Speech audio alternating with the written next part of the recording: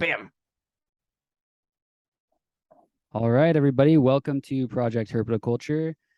I'm your host, Roy Arthur Blodgett, joined as always by Philip Leitz of Arids Only. And before we get to introducing our guests, I'd like to go through our standard housekeeping spiel and thank Dylan at the Animals at Home Network for hosting us The on goat. his podcast network. Yep, the GOAT. Um, Also, would love to give a shout out to our sponsor. That's Custom Reptile Habitats. And we have an affiliate link in the show description and YouTube description and all of that, where you can click through. If you make a purchase through that click through link, we'll receive a little kickback. That'll help us grow and continue to do better and improve with our audio and everything as we go forward. And also, just to say, I use Custom Reptile Habitats enclosures, and they're awesome. So just a little extra shout there. Yeah. um, and yeah, is there anything else you want to add, Phil, before we? Oh, Patreon. Oh yes, we have a Patreon page. It's official. We patreon.com/project herpetoculture, correct? Is that correct, That's Roy? perfect. Yep, All that's right. right. Woo! Yeah, give us some money.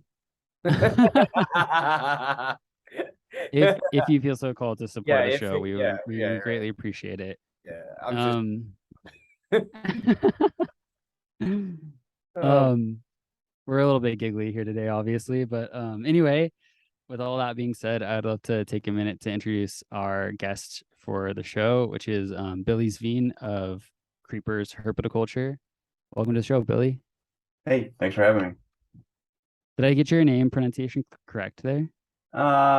Very close. So it's Sven, which is silly Sven. because Okay. there are two E's, but Yeah, yeah, I never correct anyone. I wasn't gonna say anything if you wouldn't have asked. well, I want to get it right, so I'm glad I asked. Yeah, Thanks for that. Sven. Yep. Sven. Okay. Billy Sven. There, you heard it. You heard it here first, people. Cool. um, so Billy and I have been buddies on the magic of Instagram for a while now. Mhm. I've been really enjoying following you, growing your page, and just like the way that you have approached social media and all of that, and yeah, just the way that you're approaching herpetoculture in general. But before we get into all like kind of the nitty gritty, I'm curious if you could just speak a little bit to your start in herpetoculture. How did you come to it? And yeah. Yeah. I mean, something about me loved reptiles forever, and so it was always coming home, watching Animal Planet, watching Steve Irwin, as I think most of us in our 30s have that experience. And then I was always catching frogs, garter snakes, all of that typical stuff. I kept on asking my parents for some type of reptile to have, and I'd keep things like overnight or for a week or something and release them. And then for my 11th birthday, got a bearded dragon, and sweet. then kept him until he died when I was in my mid-20s. Oh, And so that was my first reptile. And then in high school, through middle school and high school, had like a few other geckos, started breeding a little bit, but that never really worked very well. And then when I went to college, got rid of everything except for my parents kept the bearded dragon for me when I went away to school. And then I was keeping salamanders in my drawers at school. Um, I would make like a little subterranean enclosure in my desk every year, and then go out and catch a tiger salamander or two, Wow. and have nice. them in my drawer. It probably wasn't the best enclosures, especially since they were technically not supposed to be there, so I had to keep them pretty secret. And then after that, we moved around a fair amount. So I got my bearded dragon back. And then when he passed away, I got a ball python. And then I was, it was the first time like living by myself. My parents never wanted me to have rodents in the house. And I was busy working, going to school. And so it was an easy, I definitely always wanted a reptile around. And so it was easier than going and getting crickets and stuff. Yeah. And now about a year ago, finally bought a house, not going to move again for a long time. This little room is like my home office, and I kind of have the benefit of doing whatever I want with it. And so I'm slowly going to turn it into a jungle.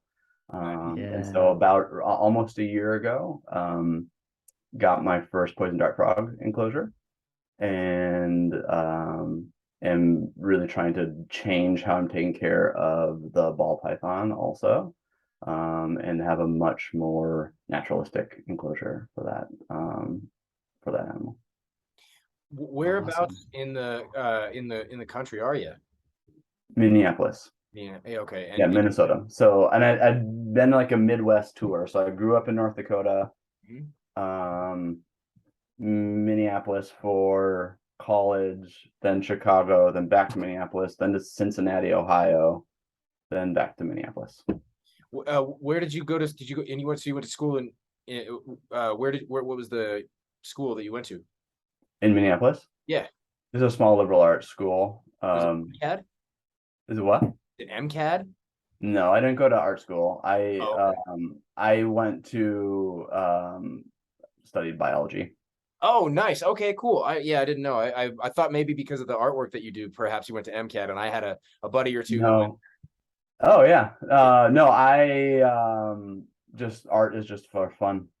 Got it. Okay. Cool. Yeah. Sweet. Yeah. Very cool. Well, I mean, obviously, as you just described, you have a pretty modest collection right now, and yeah, very small, and you're growing it very thoughtfully, it seems. And one thing that you've shared with me, or you shared with both of us, is these tenets that you're working with. And you giggle because this has been you knew this was coming. But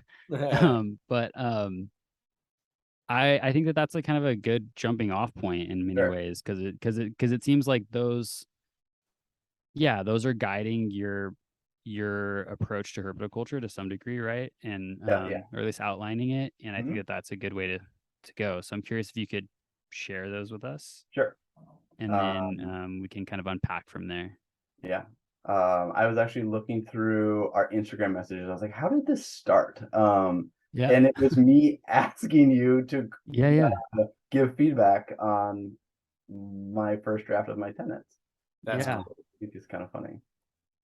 I was really stoked to have you reach out about that, because it's just like, for me, I think that, I don't know, I feel like we're kind of witnessing, maybe this isn't accurate, but at least in my perception, I feel like there's kind of a new wave of herpetoculture forming right now.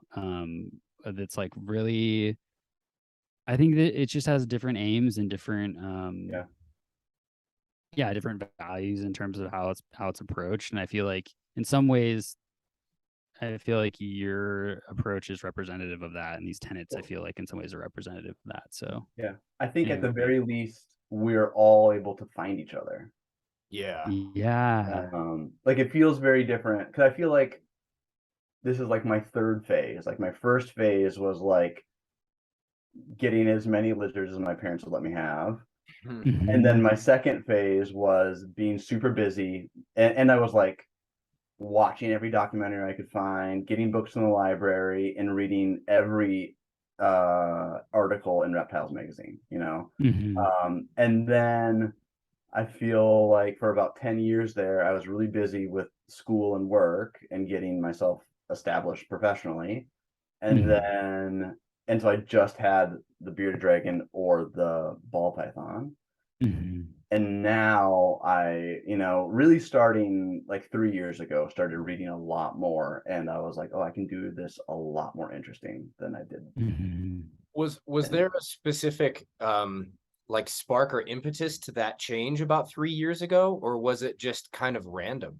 Well, no, it was knowing that I was buying a home and that I could finally start to rebuild a collection. Okay.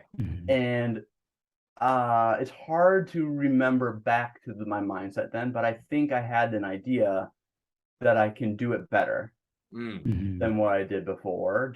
And maybe that was just like, I'll have adult money and can get things better, Yeah. and choose things that fit together in a room a little better.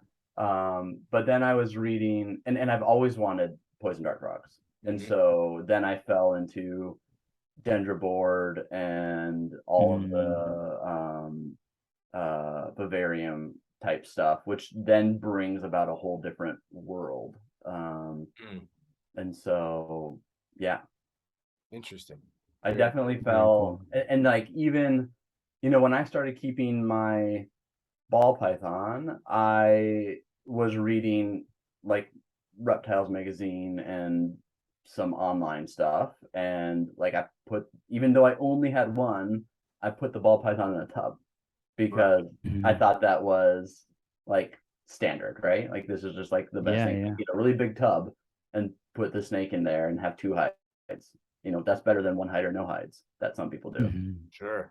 So I thought I was doing a good job by that. And then when I started really reading about things and how I was going to like plan a bigger room, I remember finding Reptophiles and reading through their thing and be like, this isn't right. And then it was around that time. So this was like probably late 2019. I found Dylan's podcast. And found Serpa Design on YouTube.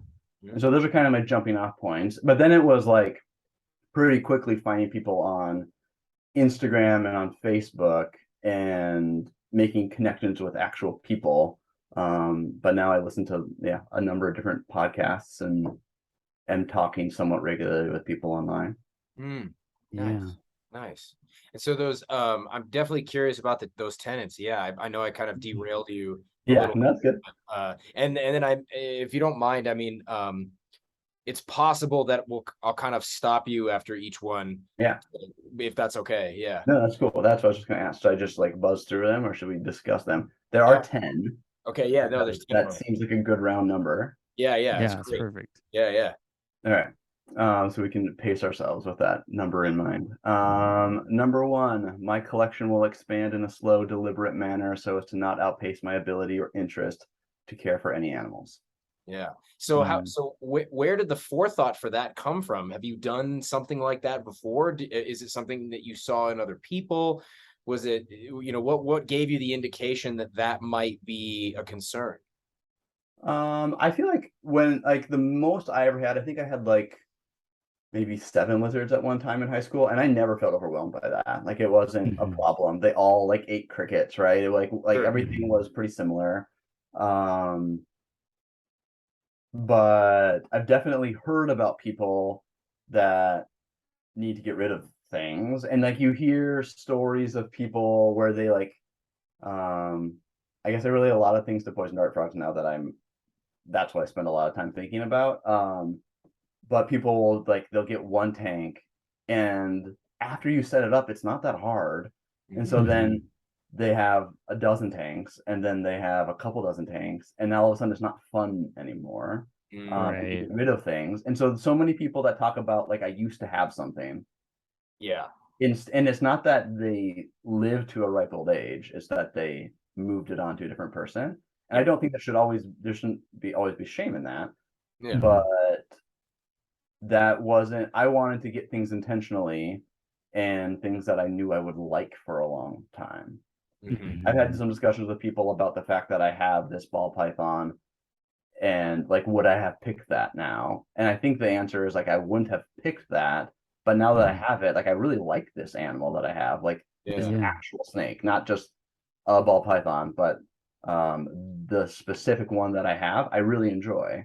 And so, but knowing that, like, would I have maybe picked a different one if I would have thought about it differently and had all of the options available? Maybe. And so I think about that in that way too.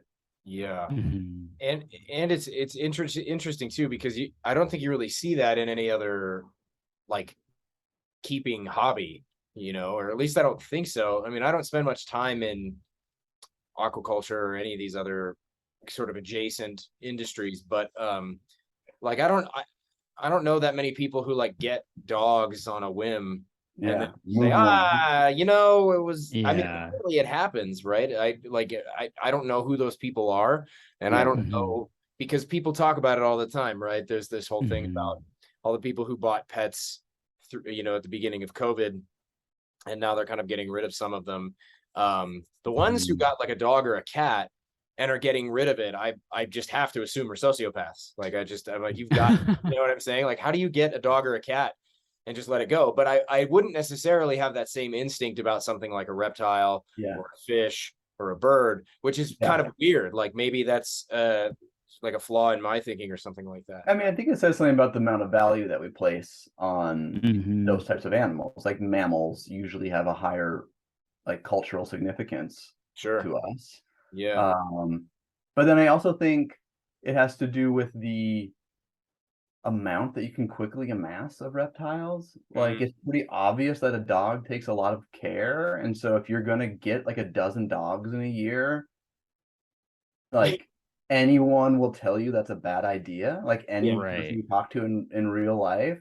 Whereas like if you get a few dozen geckos and put them all in 10-gallon enclosures or sterilite tubs, Yeah. Nobody's gonna Mhm. sweat it. no one's gonna even know you're doing that. Right. Admittedly, I definitely have had a fair share of people discourage me from getting more reptiles, but obviously it's different for a different Sure. reason. Yeah. Yeah, no, I think it's an interesting perspective. So the idea, so with that tenet, that's going to allow you to maintain a certain amount of motivation, allow you to like give yourself some time to adjust to having that new animal in your Yeah. collection instead, because Yeah. I feel like, and again, I'm sorry, I'm not trying to overtake you on this one, but like I think that people don't recognize all the ways that keeping can become kind of a challenge until you have quite a Mhm. few, right? So like even if you only have one or two reptiles, depending on what the care that those reptiles may require, or amphibians or what have you, any herp, um, I think until you see like your first holiday, your first vacation, your first Mhm. snowstorm, your first heat wave, your first Yeah. inability to find them their particular food, if that's in the cards, you until you kind of go through some of those things, it's hard to say how prepared you really are Right. for that particular Mhm. animal. Is that Yeah. fair as well? No, that's definitely part of it. Like the idea that I don't want even just like getting sick, like Yeah, Yeah. right, and I have to skip a day or two of really being able to pay attention. right, right, for sure, absolutely. This is So definitely this whole thing was a huge consideration for me when I was coming back to herpetoculture from my hiatus, just because I think I did exceed my limits. So, as a teenager, just Mhm. getting reptiles and it did get to the point where it was just too much. mm, And it was like kind of traumatic for me, I I believe that. think on some level, to realize like, oh God, like I overdid it and now like what do I do? yeah, Yeah. you know, I yeah, think as like a young person and just feeling like I'm not able to give everything that I want, um or I'm not able to give everything the kind of care I want to give it. mhm, Um and so coming back, I definitely really remembered that experience and was like, Yeah. okay, I'm gonna try and be much more methodical with the way that I do it. And Mhm. yeah, anyway, I do think it's such a it's a thing in herpetoculture, like, and it's something I feel like I sound like a broken record, I'm sure, talking about it, but I think that it's one of those things where um it has like it can be applied to areas beyond herpetoculture, just like how it can inform one's Yeah, understanding of limits. totally, So for sure. yeah. yeah, Yeah. absolutely. So what's number two? Number two, Animals will be housed in larger than typical enclosures, which will be aided by focusing on smaller species. Interesting. Yeah. So tell me more about why the smaller species. I mean, it seems fairly obvious, I suppose, but I think there's a lot of interest in there. Yeah, I mean, like right now, I'm looking. I have my Dendrobates leucomelis dart frogs on my desk here, and I can see all three of them. They're all hunting right now, and it means nothing compared to what they would have in the wild, right? But compared to what a lot of animals have, they are in like a mansion in this 40-gallon, right? And so, I mean, they can, all three of them easily fit in the palm of my hand. And so they're always exploring around. I often can't see them all. And sometimes I can't find any of them just immediately. If I, have a few fruit flies or something in there, they'll come right out. But often one of them's hopping around. But I feel so much better about that than having my ball python in the 4 foot by 2 foot by 2 foot enclosure that I'm making right now. Even that seems like that's probably not big enough. Right. And ball pythons aren't particularly big, but I mean, she's like 4.5 feet. Yeah. Yeah. There's definitely something super daunting about the needs of a very large animal, like my the Egyptian Euros that I have. Pork chop, the male, I mean, he's double the size of the female. He's an absolute monster. Giving him a proper basking zone is very difficult. It's very expensive. Giving him a space to where he can quite genuinely pick up speed and run around and not feel like he has to slow down before he hits a wall. That's really hard to do. And it's one of the reasons I've put a lot more energy and time into some of my Xenogama over the last couple of years, because the Xenogama are like that. They're very small and it's pretty easy to give them everything they need, I've mentioned this before. I don't remember if it's been on the show specifically or if it's been on like a different podcast that I've done as a guest in the past, but I've talked about how I feel like the future of herpetoculture probably looks a little smaller, like for a little while. I mean, it may not stay that way forever, and I'm sure there's always gonna be people who want to croc monitor and stuff, and that's fair. I get it. I just mean that I feel like one of the ways we're going to see things change might be that. It might be that there's going to be like a big rise, a big spike in the search for animals that can be kept, not just because they're small, so they don't take up a ton of space in your house or they don't seem as imposing, but also just because like people will be looking for things that they can really give a lot of adequacy to, right? You give them a lot more to something so small. Yeah. I mean, I think like even like a Xenogama instead of a bearded dragon. Yeah. Oh yeah. Yeah. Like bearded dragons aren't big, but a Xenogama is like half the size. That's a big difference. Yeah. No, that's true. Yes. So you put that in a 120-gallon enclosure, that's awesome. Yeah. No, a bearded dragon. I mean, I love them. I love bearded dragons. Yeah, me too. They're so cool, but my God, they really do get large. And everybody talks about them as a medium-sized reptile, and I'm like, man, I don't know. I've had some. If those are your only 3 sizes, if your only sizes are small, medium, and large, I guess they are. Yeah.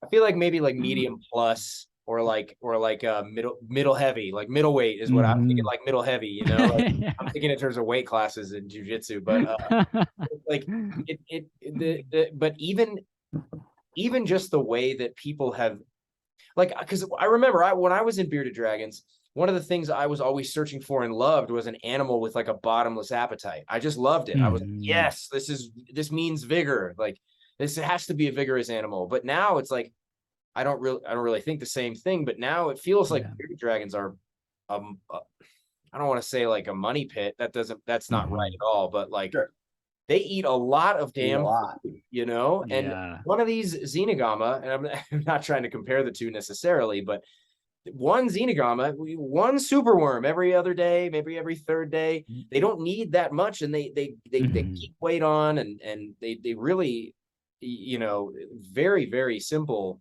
in terms of their base requirements. You know, there's not a lot that it's very hard to go wrong with them in that way. And I'm kind of just ruminating on this, but I'm daunted by like even my Moroccan Euros. They're a sized lizard. They don't get as long as a bearded dragon, but they get heavier bodied than a bearded dragon, and that's a daunting lizard. And I've got mine in the 6 foot diameter pools, and then a couple of pens that are 4 by 3 by 2, and even that just, it's a big space, and I pile a shit ton of rocks and stones and lots of features, but 4 by 3 doesn't feel right. You know, the 6 foot diameter feels much more like, all right, now we're getting somewhere. But even then, it's like, it's not enough, you know, especially as you said before, you know, you'd seeing what they get in the wild. Nothing like a whole hillside of stones next to the mosque, you know. There is this experience I feel like that I have where I've, you know, whenever I've upgraded the size of a vivarium for one of the animals, I've never had the experience of being like, oh, this is too much space. No, you know, it's that wasn't worth it. or that wasn't worth it. Yeah, I've never. Effort. Exactly. I mean, in every case, it honestly feels like, oh, I just want to do more, you know. And like, I think that like in my case, the Spilotes are the perfect example of that. You know, they're huge snakes. By pretty much any metric, they're the biggest colubrid in the New World in terms of length, and you know, they don't get as big and heavy as like something like a false water cobra or a dry marcon, but they're still a big snake.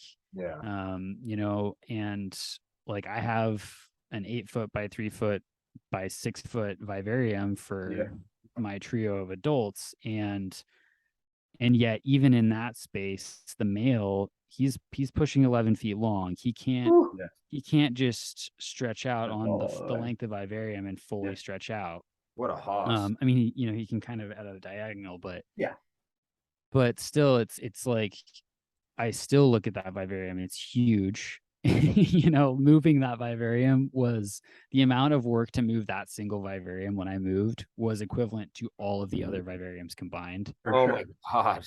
And I mean, that part of it too is like building an enclosure. When you double the size of an enclosure, it's not twice as much effort. It's way more effort and expense to fill that with the appropriate amount of things.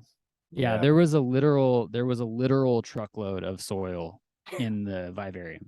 That's not an exaggeration at all, like a literal truckload. It was so much that when I was moving it out, I filled 12 5-gallon buckets full of soil, and I hadn't gotten through half of the soil in the vivarium yet. And I was like, how did I get this much soil in the vivarium? Like, I don't remember putting that much in when I did it, you know, at the time, because it was so incremental, and it was adding leaf litter over the years that, you know, slowly decomposed into soil and all those things. But in any case, it's just, it was quite a thing. And even that said, I still wish I could, you know, give them a room. Yeah, for sure. Sorry, I don't mean to keep turning around. I hope I'm not distracting. One of my Xenogama, I think, is chasing his cage mates, and it's kind of driving me nuts. No, Phil's ultimate pet peeve right now. Dude, I hate it so much. I hate it. It's like the worst to hear the panic in the movement, you know. You're like, no, I don't want this animal suffering at all. Like, it freaks me out. And the Xenogama can be so fucking ruthless with each other. I've had them literally amputate each other's arms and legs. Yeah, it's so intense. Good God. Anyway, my bad. Background noise. Can you hear my kids? You still can't hear them? No. Oh, okay. Not at all. You just let me know. Okay. Yeah, Should we go on to number 3? Yes. Yeah, let's do it. Enclosures will be naturalistically planted, lighted, and bioactively filtered whenever feasible to provide opportunities for the greatest range of beneficial natural behaviors. Nice. There's a bunch of things there. Yeah, that's a lot. Yeah, so talk about that a little bit more. Like, why is that? what gave that a level of importance for you to make it a tenet? Yeah, so I mean, I think, well, like there's the whole like bioactive craze, right? And so I was trying to stay away from like the fad aspect of it and actually the beneficial aspects of it. So I think the key thing is more naturalism and how we have our reptiles and amphibians kept so that we can have more naturalistic behaviors and allow them to do things. Like Roy, you talk about your Spiloides drinking out of bromeliads, and like, you know, so things like that, like giving them the opportunity to, and like your monkey lizards eating the berries that of the plants that are growing in the vivarium, you know, like that kind of stuff. Like that's what I want. I want more stuff like that. And that's one of the things, I mean, this is very much poison frog thing. You know, they've done bioactive stuff from the beginning because that's the by far the easiest way to take care of them. And so in my mind, you know, even before I jumped back in, that was like a pinnacle of doing things. I've always been interested in you know, tropical, more jungle type species. And so the idea of having like something really highly planted and really complex is really fun too. Like I just find it personally satisfying. And so a lot of the things that I want to keep would do well in that situation, especially if they're also small. Yeah. Right. So one thing that I'm curious about, because I feel like it's something that I never really gave a lot of thought to, but so what is it about what like why do we want to see naturalistic behaviors? Like what's like if someone was coming in and was like, they don't need any of that. Like what's like where's the utility in letting them exhibit the natural behaviors? What's the purpose behind for someone who might not really have any idea why you'd want to do that, right? Like why is a box that's the intrigue of having these animals is like I think back of watching you know, like David Attenborough documentaries, right? And you get like that 5-minute snippet of an animal doing one thing, right? Like they usually focus on like one aspect of what these animals are doing. Yeah. And now I get that in my room, right? And so if I have a complex enough environment for these poison dart frogs, I can watch them call, I can watch them have mating behavior, I can watch them like traverse differently over different types of leaves. I can watch them hunt. If I give them different things to eat, I can watch them hunt differently. They're not quite old enough yet, but they can breed. I can watch them do the parental care that they do. So I can cool. watch them transport their tadpoles around, guard their eggs, like things that you just don't think of, like a frog that's this big doing, that they're capable of, that if you kept them in a sterilite box with vents on each side and just some leaf litter, like you could definitely keep them alive like that quite well. But I don't think that's like as interesting to me, and I don't want to anthropomorphize them and say like talk necessarily about their happiness, but like maybe about their overall well-being. I would imagine they're more stimulated in a complex environment, and I want to do what's best for them. Yeah, for sure. I definitely think there's like a parallel here between, you know, like why would we want to let animals exhibit natural behaviors? It's like, well, we have to exhibit natural behaviors in order to be healthy and be functional. Exactly. And, you know, and it's like there's a reason I go to the gym and deadlift, because I need to, it's good for me, right? And something I've been thinking about lately with the Euros, which is like, you know, for forever I would just cut greens up, you know, I'd cut them up in a, you know, and put it in a big bowl and mix it up. Chopped salad, right? Chopped salad. It's the whole thing. And over the last Yeah, exactly. Over the last several years, it's been much more about making them figure it out and get bites themselves, not just have this provided. And it's actually funny because one of the reasons I started doing that was mostly just from cleaning. You know, if you have a pile of 20 baby ornates and you throw a big pile of mashed cut up salad into the cage, you're going to get maybe half of that that goes completely to waste because the babies are all going to run over. They're going to start eating. And then after a few minutes, they're all going to take a shit right on the salad that they're standing on. And then they're not going to eat it anymore. So what I would do for a long time was just throw a whole strip, one big leaf of romaine or turnip or radicchio, whatever. And I'd let them come, feeding frenzy it apart and do their thing. And it would leave just the center strip stem, and then you'd walk by and just pull the stem out. So it's an easier clean. But it's also, I kind of realize now that it's actually like, it's got to be a much more engaging way for them to eat instead of just having a pile, like a trough, you know what I mean? A trough of greens. And it's more ergonomically sound because they're making more naturalistic bite and pull, bite, pull, bite, pull. Right. They're probably keeping like their neck and their back a little more healthy because they're feeding in a more normal way. And, yeah, it's something that they really do need. And it's, Roy, you were mentioning Roy and the Spilotes drinking out of the bromeliad, and you got validated because you found that you just showed me yesterday the picture, right? Yeah, actually, so just yesterday, it was kind of cool because I subscribe on iNaturalist to like all kinds of different species that I'm interested in, and it's just a really cool way, like I'll sit there in the morning with my coffee and just like go through and see recent observations. And someone had just ID'd an old observation from 2018 of a Spilotes drinking out of a bromeliad. Awesome. A sulphureus, yeah. And it was just like so cool to see that, like I know that behavior.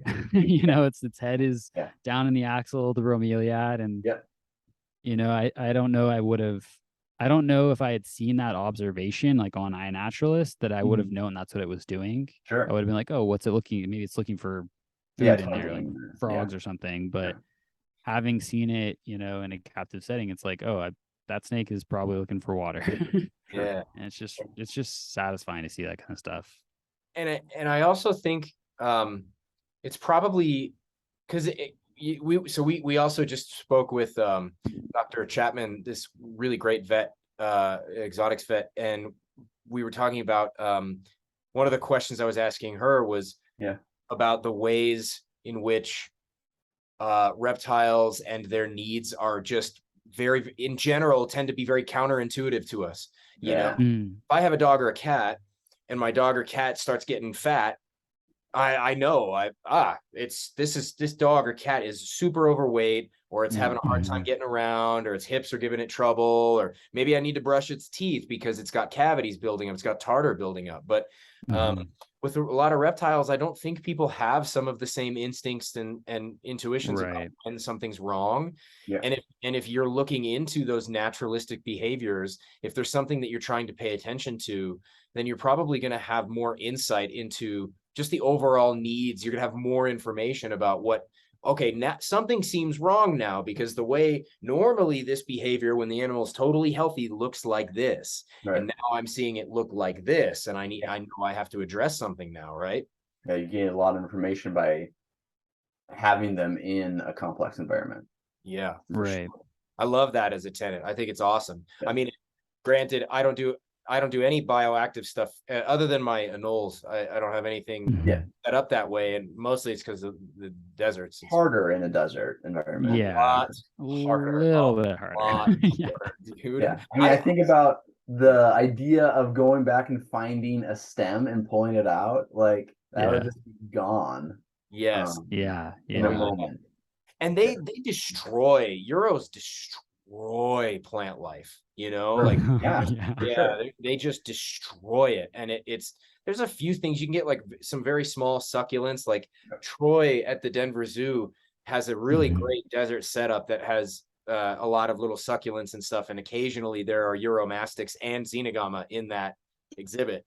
and it's really great, but I know he's had challenges trying to get that stuff working and get it functioning. I got to imagine that something like a bioactive desert vivarium would probably look very different. Just everything would have, right? I mean, again, a lot of grasses. I mean, I've never done it, but and I think a lot of people spend a lot of time thinking about like the rocks and thinking about branches and stuff. Right. Usually you have to have like a moist side to do stuff, but like, I mean, there's limits to everything, right? Like even like nothing is completely self-sustaining. You're always attending to the whole enclosure instead of just the animal. And so, you know, you either have too much of your isopods and stuff, and you have to remove some, or in my case, my frogs are always eating them, so I have separate cultures and I'm always putting them back in. But I mean, I like that. Like I like taking care of the whole enclosure instead of just the animals. Yeah, absolutely. I think sorry. I'd point out about this tenet too is that it's not just all naturalistic behaviors, it's beneficial naturalistic behavior, which I think people always say, like, frogs are territorial and fight. I don't want to see that, you know, like within some degree, right? Like, there are plenty of naturalistic behavior, and I feel like that's a criticism some people have that are, you know, pro reptiles in sterile environments is, you know, well, it would be natural for them to be chased by predators, and you're not gonna, you know, but that seems like a straw man argument to me. Like, of course, I'm not going to do that, right? Like, we want to make their environment as complex as possible to benefit them in a similar way to like the way we would want our lives to be complex, interesting. But that doesn't mean we want tigers chasing us. Yeah, totally. That would make it more complex, but that's not what we want. Right, exactly. Yeah, for sure. Absolutely. Yeah, no, totally. It's the thing that irritates me the most about the sort of arguments that tend to counter more naturalistic setups is that, like, I'm not trying, like, I'm not okay with any real extreme, right? Like, you know, if people want to keep in ways that are a little bit different, that's totally cool, as long as we're not crossing into like a welfare issue. Like, I'm down. Like, I'm here for everybody to feel like they can participate in a way that is meaningful. But you know, you mentioned the straw man argument that a lot of those folks will make, and I feel like it comes from a place of well, I'm gonna get a little bit of trouble, but I feel like it comes from a place of insecurity, you know, like my comparison is with martial arts, or perhaps even with traditional classical drawing and painting. I can give two different examples. You know, there in martial arts, there's this idea that, oh, well, I don't do any of that flashy new sport jujitsu because it would never work on the street. And it's like, bro, get out of here. Like, if you look at some of the old school jujitsu that is taught like in books that are 100 years old, there's some bullshit in there too. Like, just so you know, there's some bullshit in there, and there's practicality in sport endeavors, right? It's not zero sum. And then the same thing in sort of like traditional drawing and painting circles. You know, you'll get people who sort of talk about realism is king, and if as soon as you're deviating from realism into something that's abstract or unrecognizable, well, that's not art because a 3-year-old could do it. It's like, bro, don't you hang your 3-year-old's drawing on the fridge? Isn't it nice? Like, it's not, you are narrowing the ways in which you can define that something has value. And I had a professor in college who used to say, his name was Clark Reichert. He was a brilliant painter. And he would say, as your understanding of things in the world expand, your tastes should expand to reflect that. It is backwards. Backwards for it to go the other way, because that's what you see in a lot of circles, is that you see people's tastes narrow the more that they know. And I think that's I don't know, it feels related here somehow. Yeah, no, I think totally. Yeah. So now we're on to 4 now, correct? Sure, yeah. Yeah. Reproducing species will be bred in a microbreeding style where offspring are only produced if a viable outlet for responsible homes exists, and the focus is on naturally occurring locales and morphs. There's 2 parts of this I want to get into. Yeah. So first Sure. is the part that I love the most, which is like the viable homes, and like the part where it's, are you really ensuring the well-being of those animals that you're producing? And then the second part is the locality, species specific part of that, because I'd love to get into both of these. Yeah.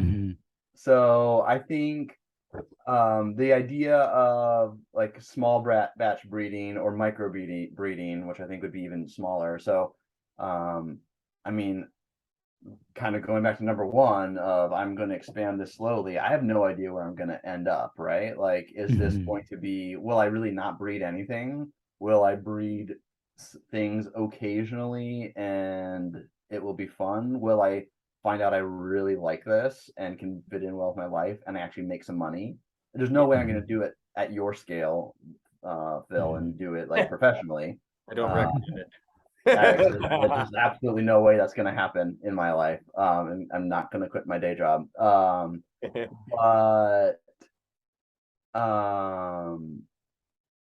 I think the idea of breeding things is intriguing and fun, and so I want to be able to do it and plan for it in a way that will be respectful of all parties involved, including the animals. And I think really to have a good breeding project, you need many pairs of things and many possible pairs, and keeping track of those lineages and knowing what you're doing. You know, you can't just have 2. And I don't know of anything right now that I want to commit that to. And maybe I will in the future after I explore more. And so I'm open to the possibility that I get some unrelated animals and I breed them, and I'm not like this big breeder of this species, but I every once in a while produce some, and as long as I have good places to put them, I think that's fine. Obviously there's huge value in people that produce, you know, this one thing that they do. Like I just listened to their episode with Armand. And like the stuff he's doing with the Knolls is amazing. And again, there's no way I'm ever going to do that. I'm not going to get that big. But you know, if I had 1 tank of anoles, I would still want to know how to reproduce them, see all those behaviors, as long as I had a way to responsibly take care of the offspring. Sure. Right. Yeah, Armin seems to have limitless energy for what he does. It's pretty remarkable. Well, I mean, and that's interesting too, because you know, it's like a good faith effort, you know, is what it is, because there's still the reality that when the animals leave us, they kind of takes on a life of its own. It's not control anymore. Yeah, I've tried several times to implement some kind of like buyback policy, or you know, and I always tell people, I'm like, look, if you get an Egyptian from me and the day comes that you can't take care of it anymore, send it back. I will take the animal back. Like I will house it. It's fine. But no one has brought them. No one has ever done that. No one's ever taken me up on it. I think they're a little too kind of, there's like a little bit of self-consciousness or bashfulness around that. I think they feel embarrassed that happens. And so they don't really do it. But it's something that I think it's good to do. It's good to try to structure it in a way that you can at least get the most bang for your buck out of the energies you're putting into that on a welfare level. That's an excellent one. However, go ahead. No, please. I mean, I was just gonna say this piece right here is probably my biggest conflict with breeding, particularly as it relates to the Spilotes. Again, just if I am ever successful hatching those, like I've already been thinking about it a lot, you know, just like how how many clutches of spilotes do I actually want to put out into the world, knowing that this is a snake that's going to get upwards of 10 feet long and need a minimum of an 8-foot vivarium to, in my opinion, I mean, of course, there's a lot of people that keep them in things smaller than that are successful with them. But like, just in my personal experience, like I had them, in a 4x6 vivarium before moving them into this one right now. And like, I can't imagine ever keeping them in something that size again, and that's a big vivarium, even a 4x6, So I think about that a lot, and it's like, it's just a complex thing to how many reconcile. 10-foot tropical colubrids need to be in the world? Exactly. How many? How much people's houses? In people's houses? Yeah, exactly. And like, how many people out there, or how many people are out there who will provide them, that 8-foot minimum vivarium? Very few. They're probably, in the double digits. Yeah, in the and it's entire interesting. country. I don't know exactly what to do Who with knows? this, but like you hear the NPR folks talk about how they don't sell their snakes; they just trade them with each other. Yeah. To some degree, and I think that's true. Like if you get enough of circle of people, you either don't pair them or you responsibly feed the eggs to a different egg-eating thing. I also don't have a problem, like right now I don't have anything like this, but if I had a snake that ate tadpoles, I would let my dark cat breed and give tadpoles to something else. Like I don't have a problem with that, as long as you're doing things humanely, right? You're not like torturing them. Everything eats. Exactly. The weird dichotomy, I've had this before, when I was keeping collared lizards, I used to occasionally feed banded geckos to them. Sure. I've fed lizards to snakes that I've had over the years. If like if a Euro hatches with 5 eyes or something like that, I mean, something weird. It's like this, I'm not going to let this be out here.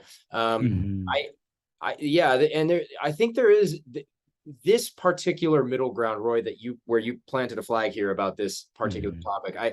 I think that there's a lot of really interesting stuff to break apart here, because I think that, you said, how many people are really willing to take care of, this 10-foot tropical snake? It's probably in the double digits. I think that's grossly underestimated. And the reason I hope so. So do I, right? I mean, we have 330 million people in the US alone.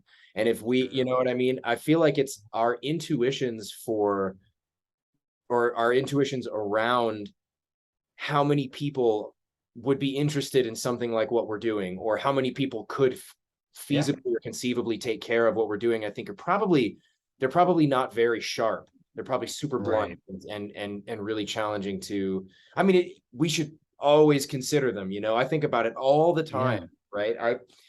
But then do you want to do all that marketing work? That's the other thing. No, sure. No, I don't mean like marketing. I don't want to market and try to get, I'm not trying to like sell more people on what I do intentionally. What I'm trying to let happen is I want people to be interested in what I do because of the way I do it, not because of what I'm doing, right? And so I'm not interested in like marketing in the traditional sense. I mean, obviously with some stuff, right? Like we have sponsors for the show, right? Like I want Custom Reptile Habitats to know, and then Tortoise Supply, if they hop on board, I want them to feel like we're going to hype them up. But it's stuff that Roy uses Custom Reptile Habitats. I use Tortoise Supply, for sure. like that's fine. But when it comes to the animals, it's more about like, I want to set an example along, that's kind of the main goal is like, I just want to show how cool this can be and how this can be something that you can really gain from, benefit from, learn from. And I think that there's so much here too, because as much as I'm concerned with making sure that we do things in a way that's as responsible as possible, I also, there's two other things that I think about too. One is even in the wild, oh my God, this is going to sound rough. So I tend to think out loud. I tend to think through talking. So like, don't take this as reflective of what I actually think. This is just sort of spitballing. But like, even in the wild, an animal is not guaranteed freedom from suffering, Oh, right? absolutely not. Like, yeah, No, definitely not. Yeah. and there's definitely something to be said Pretty about much guaranteed. yeah, or it Yeah. could, yes, yeah, it is to a certain extent. You know, it's inevitable. And you know, you could make the argument that when we bring them into captivity, the suffering changes, and which is lesser. You know, we used to go out and catch the you know, like Protophytus vestigium, these Baja collards, and when we would bring one home, we would talk about it. When we would bring it home, we'd be like, "Look, man, I'm sorry that you're not going to be in the wild anymore, but." You'll never want for food. You'll never want for girls. You'll never want for sunshine. You'll always get medical care. Like if you get an infection, I'll take you to the vet. I mean, you know, it's a weird balancing act. And this part might tie into the second part of that tenet, Billy, which is when we bring them here, it's no longer a wild animal anymore, right? So the when we if we're going to be stewarding animals into a domestication scenario, I'm starting to kind of get the feeling in recent months and years that the metrics are going to be different. Like I'm going to be informed by the wild type and what they do in the wild, but I'm not going to be sort of enclosed by that. And sure. you know, Right. so this is why I'm super intrigued by your by the locality specific thing. And I know this is so big in the dart frog community. Yeah. I love it. And I love that's talking the part about that's informed it for sure. Yeah. And I'm not super strict on it. So my two big things are, I think they're specifically in poison probs, nature and evolution have done a remarkable job in giving us hundreds of beautiful color combinations. And so us mixing them together is not a good idea. Because you're just even like I don't have any Dendrobates cinctorius, but there are so many different morphs and they're all stunning. And so you could go about trying to mix them together to make some type of different one. And I've seen some hybrids, they're not technically hybrids because they're the same species, but some mixed locales, and they are pretty, but you're inevitably going to get muddier versions of them by doing that. And so I don't like that idea. And that's a pretty standard line in poison dart frog. But that does not mean we're not selectively breeding them. Yeah. Right? Yeah. Like we are selecting for something. Like you're keeping back the ones where you think the pattern is the prettiest. You're keeping back the ones that seem the most robust, that the tadpoles came out of the water the biggest. You're not, it's not natural selection anymore. It's artificial, anthropocentric selection. And so now, yeah, I might stop short of calling that domestication, but like it's definitely not natural selection anymore. And so I don't feel like we need to preserve some type of idealized wild type thing. I think that I view it as the millions of years of true natural selection that produced the thing that I love. And then I want to carry that forward and produce what I think are the most beautiful aspects of that in captivity. Yeah. And then my problem with the morphs is not that they're not beautiful, because the morphs occur, right? Like they wouldn't, like, it's not like we are in the lab genetically modifying them to make these things like we do an axolotl. Some things. Yeah, right. Like you make an axolotl glow, right? But we're not putting bioluminescent proteins in these things. Like I don't love that either. But but like even ball python, royal python morphs, right? Like it's just the recombination of things that already existed. We didn't make anything new. My problem with that is the runoff of species and inbreeding that's associated Mhm. with that chase.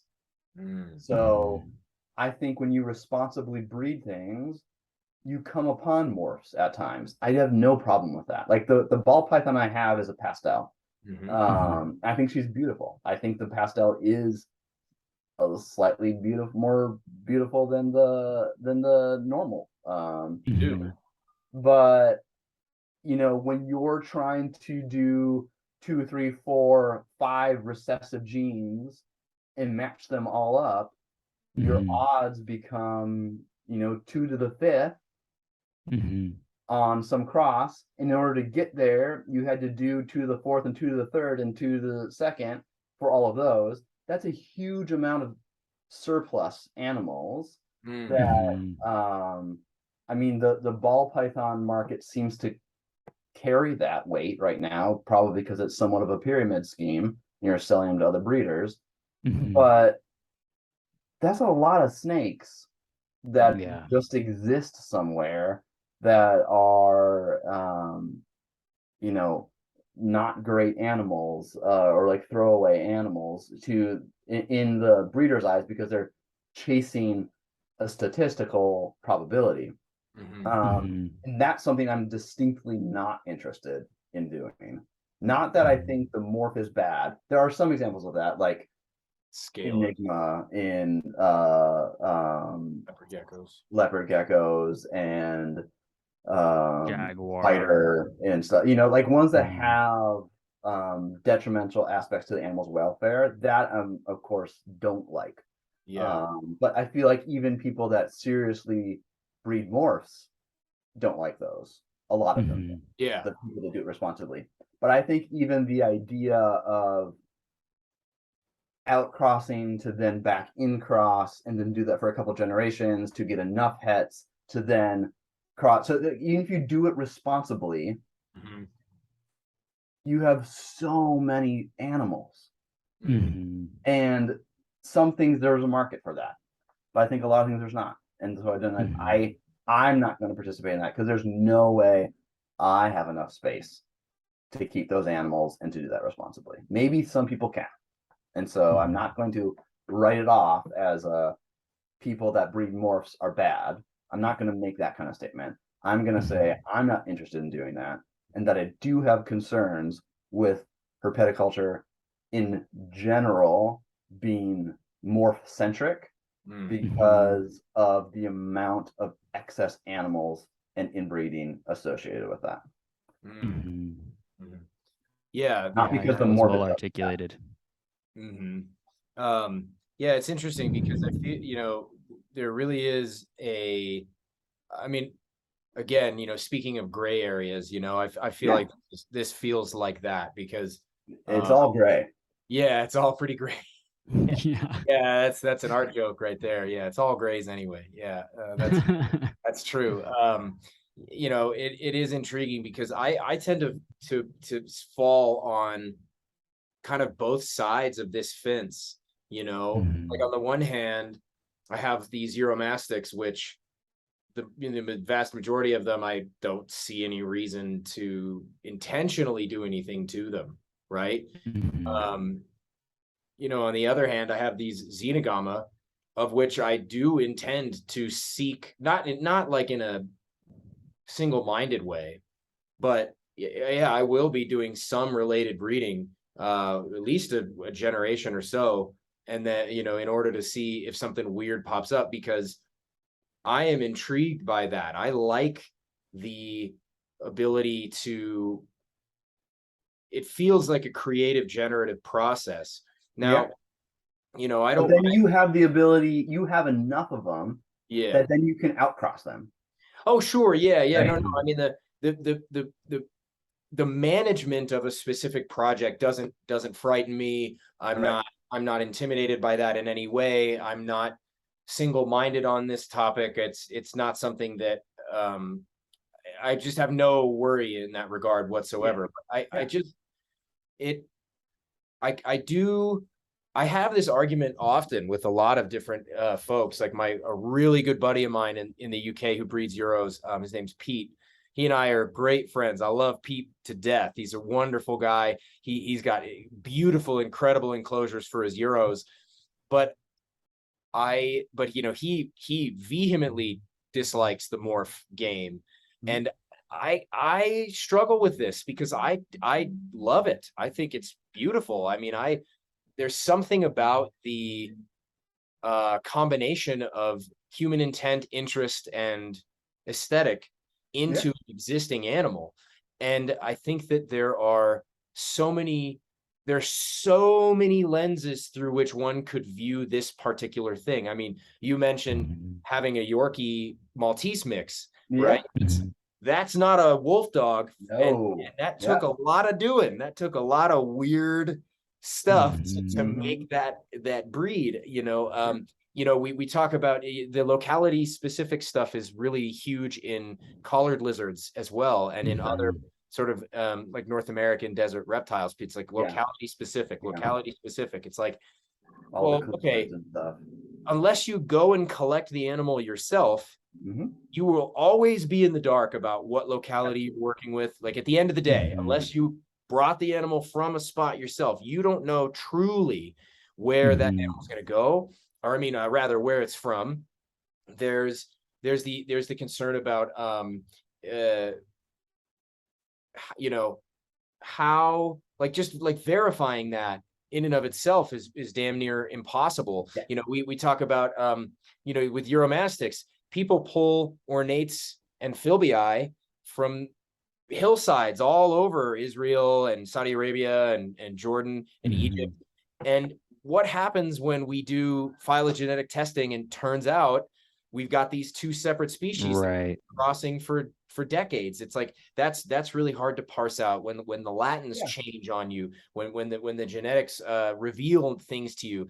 I was listening to a podcast about the axolotl, kind of like the axolotl survival project, and about they were talking about how when they test the one of the things they do is when they test the genetics, the genome on these guys, they found something like a, I don't know, 12% tiger salamander DNA in every axolotl alive in captivity, right?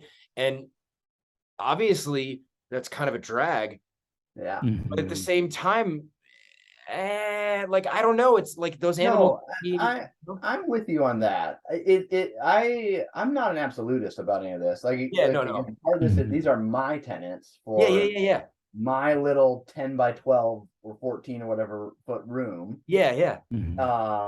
And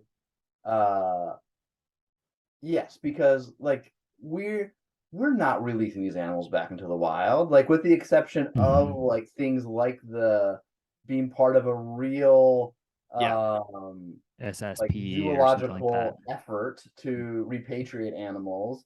Like, we're not conserving animals. We are. I still think there's a lot of good things that herpetoculture is doing, but this is for us. And we want to make sure that we're doing fair by the animals. And so that's my big problem with morphs is I feel like when that becomes a focus, even if there are people that can do it well, a lot of people can't, and they get so focused on these quadruple het animals, and they're cutting open their eggs trying to see what they can find, and that's not the best for the hobby and the animals, because what are you going to do with these hundreds of ball pythons?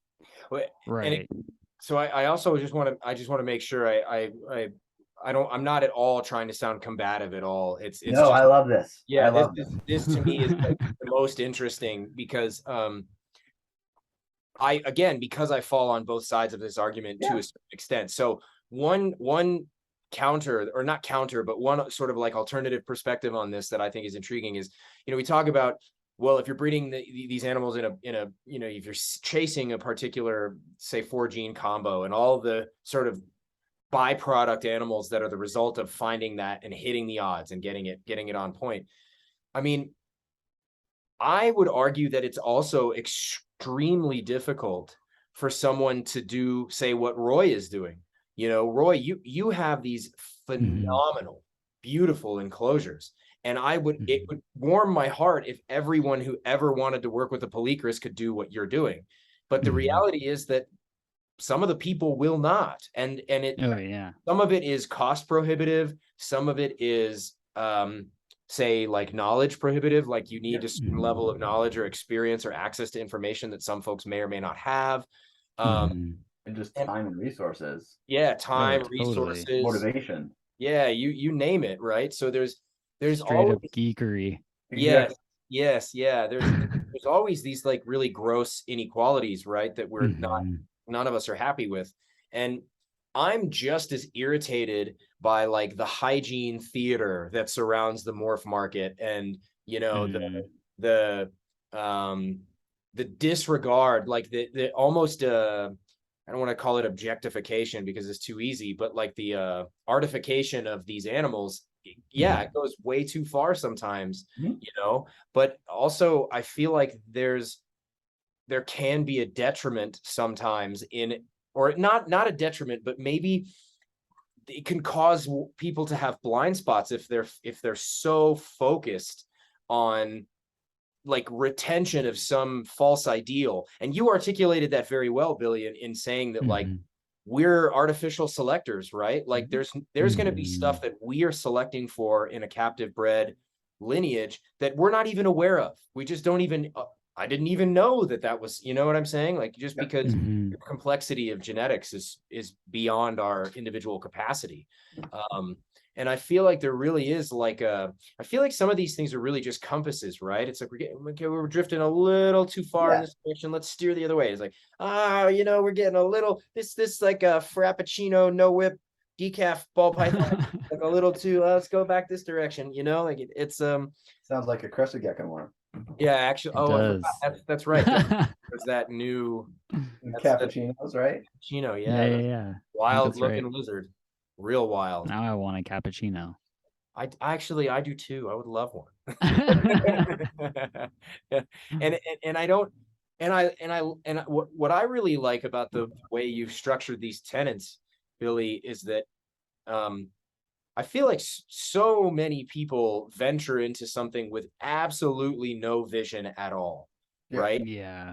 And it feels related to art and the creation of imagery, because you know there's this really famous illustrator named Sterling Hundley who would talk about you know, in order to create a really beautiful image, you need a bounding box, right? And on one side of this bounding box, you have like the limitations of your art direction. On the other side of this bounding box, you have the limitations of your format. And on the other side of this bounding box, you have the limitations of your time, right? And that generates, and then so up through the top of the bounding box, that the bounding box comes, you know, flourishing and beauty, right? And so I think having these as guidelines are so it's such a useful way of going about it. But and I know that we haven't gotten through them all, but I want to ask you, do you expect any of these things to change for any reason? Yeah, maybe. I think a lot of these are fairly vague, that they will stay mostly intact, but for sure, like I'm pretty agnostic as to what the future is going to hold. And so like this, like I specifically didn't put this into the tenets, but like everything I'm going to keep in this room with the exception of the python I already have is going to be like a room temperature. Oh, cool. Nice. Primarily because I have to sit in this room for long periods of time, and I don't want to be sweating when I'm on my Zoom conference calls. And so I want everything to have you know, like in my dart frog enclosures, it's 7 degrees on the bottom and it's upper 70s on the top, close to the LED light that's in there, and that's perfect, right? And there's so many cool species that fall into that category, and that of like room temperature, forest floor dwelling, tropical animals. But I specifically did not put that in my tenets because at some point, if I'm not working in this office, or we'll see if my partner is listening to this, but like if I have creatures in a different part of the house or something, then I would love to have things that need 100-degree hotspot. What about 130? Right. Yeah. Ooh. Ooh. Yeah. 96 ambient temperature here is Yeah. I don't ever need to go into a sauna. I'm getting all of the benefits right now. No, thank you. Yeah. So that, I guess that, Roy, I'm sorry. I was gonna say we should go on to number 5, but Oh no, I mean, I kind of was gonna tag on a little bit to just what you spoke to. Just yeah, I think it's really refreshing to see someone like going into herpetoculture, like building in a building phase with an idea of what they're trying to do. You know, it's Yeah. I think that Thanks. that's it's just really refreshing to see and inspiring to me. And I think that I don't know, I think about the way in which that can also like just allow for a different kind of creativity and freedom in some ways. Like it's funny because I think that, you know, a lot of, especially, you know, in American culture, I think we tend to associate constraints with like restrictions on freedom. For sure. And I think that in a lot of times they actually can create a different kind of freedom, you know. And Yeah. there's something that a teacher of mine used to say, which is just like from form bursts creativity. And I love that. It's just like, I think that it's just, there's a lot of wisdom in that approach. And yeah, I'm excited to continue with the tenets, but it just feels like a good time to tag that on because Phil kind of expressed it as well. Yeah. Cool. Well, yeah. all right. So are we on 5? 5, right? Yeah. Halfway. Right. An hour and 15 minutes in. Yeah. Animals will be offered a variety of food options. All feeders will be ethically sourced, with emphasis on producing my own insect feeders and purchasing mammals and birds from a supplier following current animal welfare practices. Well, that's just ridiculous. Everything eats rodents. Don't you know that?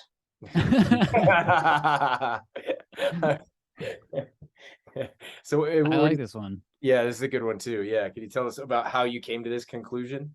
Yeah, I mean, it seemed like the ability to offer them lots of different types of food. Well, number one, nutritious food. So like gut loading your insects and stuff. And when I was really like learning about that, and I did that to some degree when I was in high school, keeping geckos and stuff. But I would do it differently now. I would do it so much more thoroughly. And it's one of the things that intrigues me about fruit flies is that you keep them on this fortified media, but they're still not very nutritious. And so you dust them like crazy with vitamins to give them to the animals, but they're very similar to what they eat in the wild as far as like a very small food item. And so they're constantly hunting for them. And so the way they eat is so different than how I feed my ball python, and where I like dangle something in front of it and then it like barely leaves its home, right? And then it goes back and eats it. But then like hearing about people that are target training their snakes, that are doing like scent trails and hunt boxes for their snakes. That's not something I've ventured into, but something I want to do when I have this new enclosure that I'm building. And like I just got some, I don't have them, but I just got an order of some different type of beetles that are about twice the size as the melanogaster fruit flies that I'm going to be supplementing dart frogs with. I just started experimenting with feeding them the larva instead of the adult fruit flies. So like starting the culture, and then instead of letting it go a few weeks so you get the adults, as soon as the larvae start coming out, just open up that culture and let them go ham on all of those grubs in there, and they just went nuts. And so that's really fun to see. part of this is like, again, nothing on people that go and buy all their cultures and stuff. I like bugs. Like I like keeping them. Like the idea of being able to raise my own colonies of feeder insects is very intriguing. I also really dislike crickets and how much they Yes. smell and how loud they are. And so whenever I can find alternatives to those, and especially if I can find them where I can reproduce them in my house safely without contaminating my house and the environment, I think that's great. So that, like, as much as so many people hate fruit flies, I love fruit flies. I think they're cool. Yeah, they're super cool. I have a two big you can kind of see it right up there, these two big dubia colonies.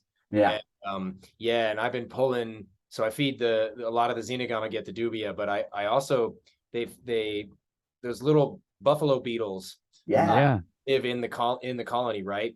Yeah. And that's what I've started feeding. The little larvae from the buffalo beetles is what I feed the fresh hatchling xenogama, because they're so small, you know, and it's actually pretty easy to drop like an orange belly down in the dubia guano, and then you let it sit there for like 5 minutes, and then you pick it up, and then you scrape all the worms into the dust, you know what I mean, and all the little larvae, and the xenogama go crazy for them. I do the same for the polycris. The baby polycris love them as well. Oh, really? Oh, nice. That's cool. And then you and I know you do those wicked stick bugs too. That's that is so cool. That's the coolest thing. Yeah, that's wicked bad. Yeah. How long does it take to reproduce those? It doesn't take, I mean, it takes a little while for them to get going, like, but then once that happens, like, it's pretty much just a continuous thing of eggs hatching and little babies coming out. You actually just cut out there for a second, Roy. I think you got it. Did you get it, Billy? Sorry about. Yeah, I think it like restarted kind of. I mean, I think I heard what you're saying. Oh, I didn't. I lost it. Like a continuous amount of eggs, and then they after it starts, it seems to be good. Yep, that's pretty much it. And then the ones that you are feeding them, are those adults or are those babies? Or mid-life? Those are adults or subadults. That I usually feed off. I usually, and it's like, I think that my one gripe with those is that they can't be gut loaded really, because like they don't eat like sweet potatoes or bell peppers and carrots and like that kind of like carotenoid rich gut load type food. They pretty much just eat like bramble, and you can feed them lettuce and like oak leaves, and I do offer some like leaf diversity to their diet, but I think that they, like, as like a form of like enrichment, they're excellent, because the feeding response that all of the lizards have to them is just really stellar, including the alligator lizards love them as well, and the polycris in particular, I know for a fact that they eat phasmids in their native range, and that they go for really big insects like that. That's like how I got started on them, was seeing iNaturalist observations of polycris with a huge phasmid sticking out of their mouth, you know, and being like, okay, they eat those, I'm going to try and find some. So, and another thing about having smaller animals is that you have more options. Even like the springtails and isopods that are roaming around in their environment are food for them, you know, so it's always enriching for them to just be exploring in their environment, because they're hunting. I used to know a guy who lived in Vegas, and he would collect the scorpions that would surround his place, and he would make, you know, and I remember one time I was like, I just want to feed a few things, some scorpions, you know, you just collect me a few. He sent me a deli cup. I mean, it probably had 70 scorpions in there. And I'm like, how do you expect me to get anything out of here, dude? Like, this is a nightmare. But anyway, the point of saying that was, you know, you mentioned the food response from the polycris on with the phasmids, the food response from a collared lizard on a scorpion. They hit that scorpion like a truck, just boom. I mean, it was really, really remarkable. And that and geckos and other small lizards, like, you never see a collard as hungry as when it gets that opportunity. And then when they eat that, they don't eat for a week. You know what I mean? They just sit and digest. They just sit. They can barely move around. His big bellies. It's pretty crazy. I had a so cool. We'll have to have him on sometime. But my friend Nick Dokai has a really great story about a Baja collared lizard that escaped. And when he found it eating a garter snake in the window well of his basement. Oh gosh. Yeah. Yeah, it's pretty sick. So he has the photo of it. He has a whole picture of the damn thing. We'll have to have him on at some point. But anyway, we gotta do it. Sorry, yeah. So I love that Tenet also. How about number 6? Real quick though, I think sorry. It is absurd to the point of like laughable how we focus so much on the welfare of reptiles. And I think this is great that we focus so much on welfare of reptiles. And we often don't care at all about the welfare of rats and mice, which are objectively much more complex animals. Yeah. And so if it is suboptimal to keep snakes well cared for in a rack system or geckos well cared for in a rack system, it is definitely not great to have rats peeing and pooping on each other, trampling each other to death on top of wire cages so that their poop can fall directly through. And I've worked in biology labs, and you walk into rat rooms and the stench is just overwhelming. And so I must admit, I still don't have a great idea of how I'm doing this. Like ideally I find someone locally that I trust that is raising animals well, because I won't need that many. Just one snake I currently have. And I haven't done that yet, but I still use a national group that I think is doing a good job, but I'm not sure they're doing a great job. But just the idea, this is a huge one. I mean, rats, if you ever interact with like a rat, brilliant, they're such cool animals. And I have no problem feeding them. I have no problem, just like I have no problem feeding a reptile to a reptile, as long as it's humanely raised, humanely killed.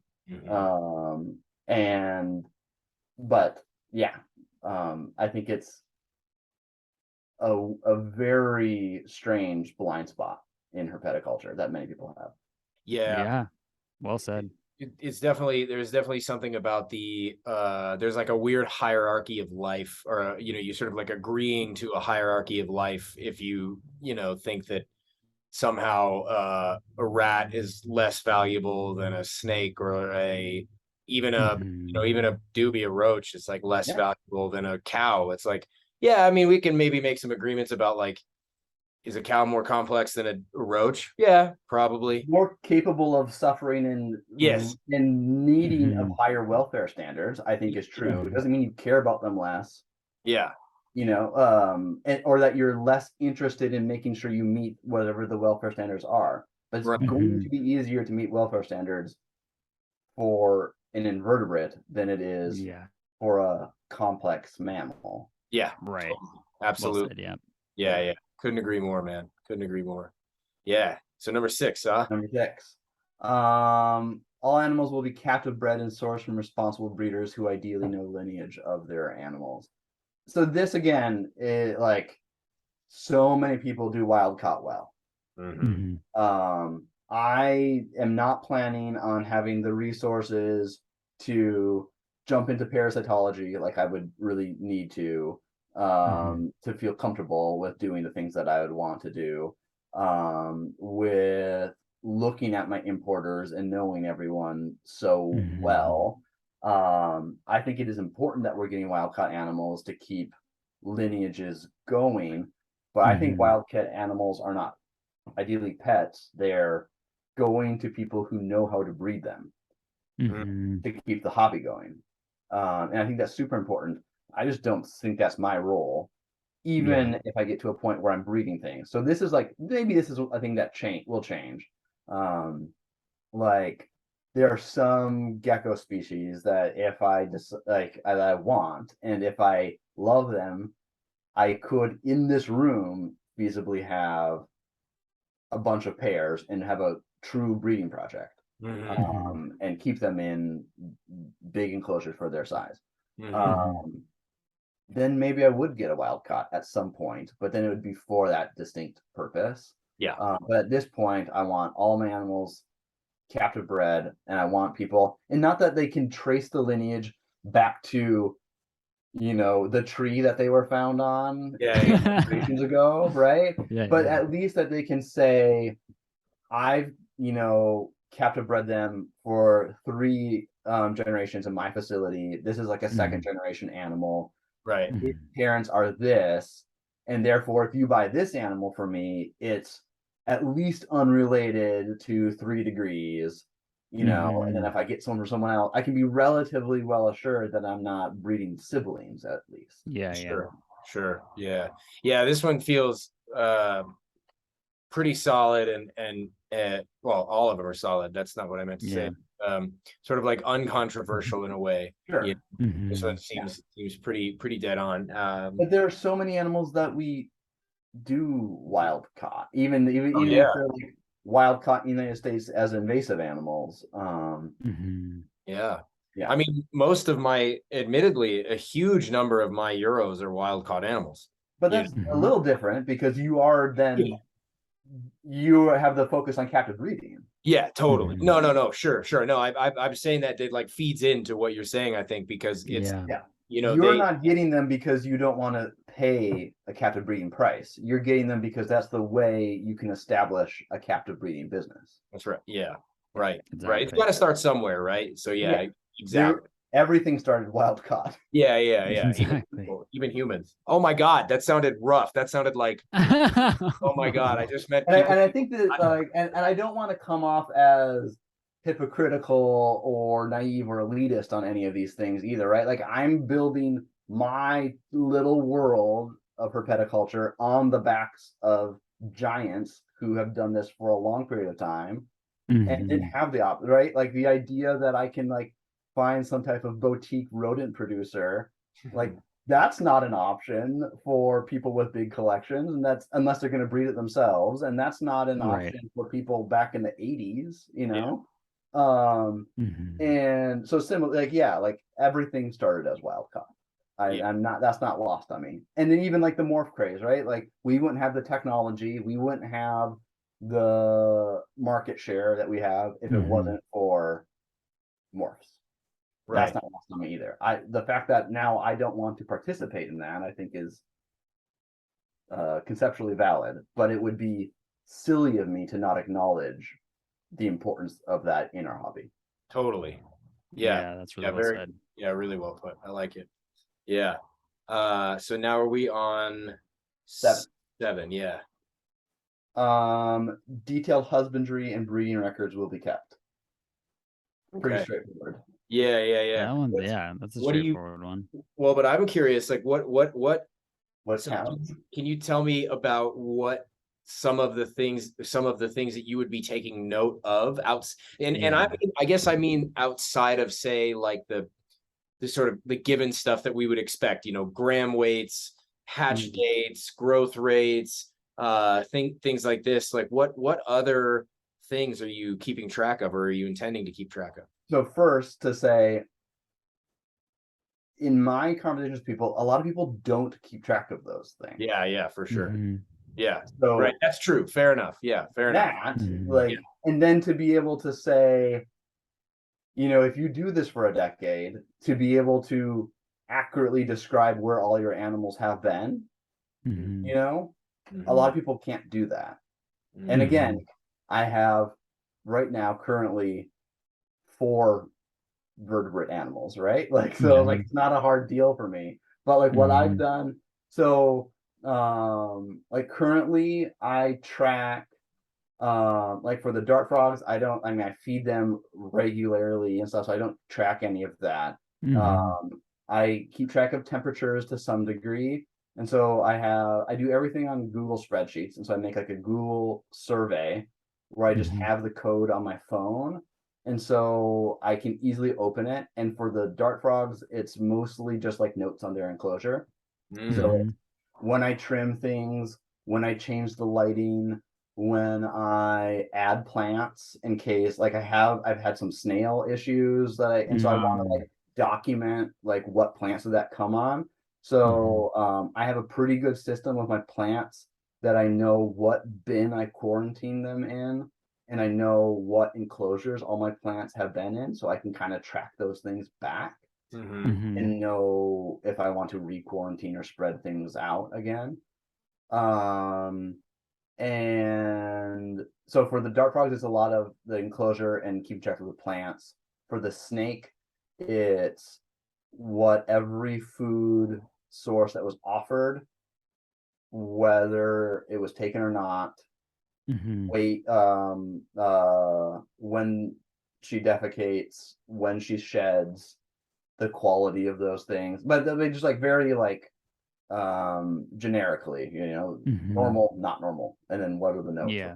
And so it's a Google survey that I made that takes 2 seconds, and I made it as a shortcut on my phone. So I just like swipe down on my phone and I type in Leucomelus, which is like the name of like the species name of the dart frogs. So I just, get to LEU and it pops up. I click it and then I just fill out that form and it takes 2 seconds. Swipe down plants, and if I added plants to any of my quarantine bins, swipe down my snake is named Dahlia, so it's just Dahlia, and then it's like a drop down menu of rat, chick, other, and then taken, not taken. Yeah. So it's very straightforward, and then it goes to a spreadsheet and auto populates there. And it's not organized, then I would have to go back and reorganize it. But then I could separate out all the weights if I wanted to. If she was losing weight, and I could look at that. And I could compare the weights to when she ate or something like, to that degree. But when I'm hopefully breeding dart frogs, I'll keep track of tadpole dates, morphing dates, and those types of things, which I think will be interesting and fun. And I think the big thing is that it's just planning. It's not actually that hard. Yeah. It's just like a diligence thing. And again, I can imagine people with decades experience and facilities looking at this and being like, you don't understand. Absolutely. Right. But it's what I'm going to do that in my world, my little world. I actually think record keeping is like vital, I mean, I don't keep there's certain records that I choose to keep that I think are really vital, so I do that diligence you're talking about, right? Some of it I have to, some of it I'm required to by the governing body that issues me a permit to do what I do here, so I have to keep track of humidity levels and temperature and UV index in my cages, but it's painted with a pretty broad brush. It's because everything's the same. It's all open air basically. It's just the bounding box of the cages. So there's stuff that I get away with, but like there's personally like there's some stuff that's just not useful for me to keep track of, right? Like there's like for me anyway, there wouldn't be any utility in keeping track of who ate what, or but of course it's just context. That's all it is, right? It's just the context for me, but it's incredibly important for me to know when stuff sheds. It's really important for me to know when something mated, when something hatched, who they mated, who they bred with, what lineage stuff, of course, all of that. What temperature stuff was incubated at for how long, all of that stuff. And that stuff I love looking at that information. I mean, visualizing that kind of data is really cool.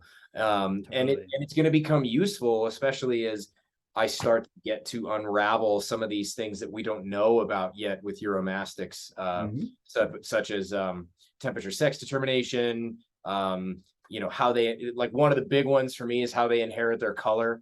This is something I'm still trying to work out because I have no idea. You can get a blue, I have a cobalt blue and salmon colored male ornate who doesn't produce a lot of males like him. He produces other Mhm. kinds of males, and I don't know what the hell it's about, right? You've got the Moroccan Uromastics, which come in an orange form and a lime form, and then a bicolor form in the middle.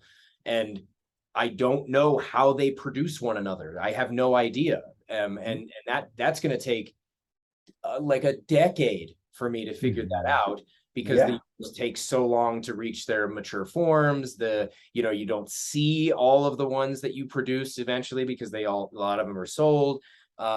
There's a lot to work out, and the only way to work those things out is through keeping very, very diligent notes, you know.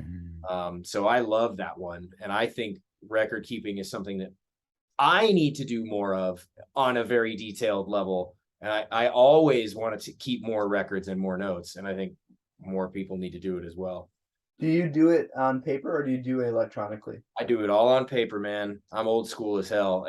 I struggle to a certain extent with automation. Like my ability to keep up with like the utility of the technology that I have at my fingertips stopped with like with my calendar. Like, you know what I mean? Like I learned how to use the calendar on my phone. I'm like, great, I'm done. You know, like I don't need anything else. And some of it is more that I'm gonna do it if I have two notebooks here on the other side of my thing, and that notebook has each individual animal and whether I produced it or whether it was imported. It has like their base records, the stuff I need to know about them, and then I've got the other stuff that's I have the stuff that I need for PACFA legally, and then I've got stuff that I keep track of that's just for me. That's like an observation notebook, and it's just like, oh, I saw this one Euro like took a dump in a weird place today, like it's who knew, like that shit.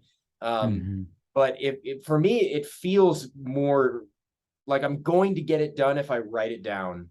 And if it's something I have to enter into a spreadsheet or something, I'm not going to do it. And that's just a personality quirk. I'm just I'm a weirdo. Yeah. How about you, Roy? I do keep records. Liar. No, just kidding. Weights, stuff like that. I want to keep more records though. I've like particularly with the babies that I produce, I try to keep records, particularly the baby snakes. With the Polycris, it's a bit different. Like I'm not, keeping a record of every time I feed them, because it's just it's like a weekly rotation thing. Right. It's a but routine. Exactly. But with like the baby snakes, like the tricolor hognose, for example, like every baby that I send out comes with a record sheet. The date it hatched, the pairing, and then also like a couple charts. One is the every time it sheds, and periodic weights to just so you can see that it is growing normally. And then also the other thing is the feeding schedule and whether or not it accepted the food, whether or not it was a scented item or unscented prey item. Because that's the thing with those snakes is the babies can be. I've been very, very fortunate. All of mine have taken to frozen thawed rodents as their first meal. Nice. But a couple of them have needed like a little bit of like canned salmon juice on the pinky to entice them to eat the first time, and then after that they'll take a regular unscented pinky. But anyway, I do all that, and like I also keep records like of my adult snakes, like what I'm feeding them, how often, when they shed, when they breed, when I get eggs, just stuff like that. I mean, a lot of it's just that I'm interested in curious about that stuff. Like with the Polycris, for example, it was like I witnessed copulation events, and so then I was able to kind of correlate that to like when they laid their eggs, like how long is the gestation period. Like no one knows this kind of stuff about these animals. It's like it's not like you can Google it. So it's cool just to begin to compile that kind of information and at least get an idea of ranges, hopefully, 10 years down the line. Yeah, absolutely. Cool. All right. So number 8. Obtaining an animal is intended to be a lifelong commitment. If rehoming is necessary, a dedicated keeper or breeder who can continue the entire project should be identified. And again, there are times when animals need to be rehomed, and I think that there's a responsible way to do that, and that's fine. There shouldn't be people shouldn't keep animals that either A, don't feel is fulfilling for them, and or B, they reasonably can't do the best by the animal. Those animals should be rehomed. That being said, do your homework, and I'm going to do, or I'll phrase it for myself. I'm going to do my homework to the extent where, to the best of my knowledge, I'm going to pick animals that I want for the entire time that they're alive. Yeah. And I guess like my ball pythons, like the example of that, like I picked that over a colubrid at that time. Like I didn't know like some of the things that I know now. But I'm happy that I have that animal, and I'm going to keep it until it's not alive anymore. And I think another thing is that, you know, on my way too long wish list of species, there are some unusual things that would have a higher price point and that I would love to breed and keep sustainable in the hobby. And so if for whatever reason I wanted to move them along, the easy thing to do would be to sell them each for a fair amount of money. You know, here is a sexed male, here is a sexed female. But like if it's a rare species, unless I'm specifically selling to people that already have them, probably like the better thing to do would be to move the entire project. And again, I'm speaking from my own situation where this is not my job. This is a hobby. I have another job that pays for all of this, right? So I could cut someone a deal and move a project that's worth a lot of money to someone else if it no longer fit my lifestyle or I wasn't interested in that. And that to me would be important. Like it's not important if with my like Dendrobates leucomelis, they're like one of the most common dart frogs available, as like stunning and wonderful as they are. But if I get something much more uncommon, I would want to keep those together if I end up moving them along. Yeah, I couldn't agree more with that. I love that. That's solid. Yeah. There's another piece I feel like that ties into this that just pinged for me when you spoke to this is also like longevity of some of these species. Like some of these animals can live so long. Like I was at the Sacramento Reptile Show today, and one person there had a really interesting booth, and he works specifically with beaded lizards, the Heloderma. And I asked, like, I was like, how long do they live? Like, do you have an idea? And he's like, probably 70 years plus is possible, because the oldest one in captivity was collected as an adult in 1964 and it's still alive. Whoa. So we don't actually really know how long they can reasonably live, but you can expect this long, you know. And I think about that, like also like, you know, Chelonian species, you know, that like they will outlive you. You need to have your end of life plan. That's what I'm coming to, is that it makes, and I've actually recently started working on this. Like I have a document, like a basically like a protocol. Something happens to me, you know, I you know, get in a car accident or something like that. These are the animals I have. These are the people to contact about these animals. I have it down even to like, here's links to like YouTube videos about how to package an animal, you know, and ship it. You know, and like these are my friends who you can call, who will help, you know, with all this kind of stuff. And these are things I've thought about that are not very important. It's actually kind of strange. Randomly less than a block away is someone else that has poison dart frogs.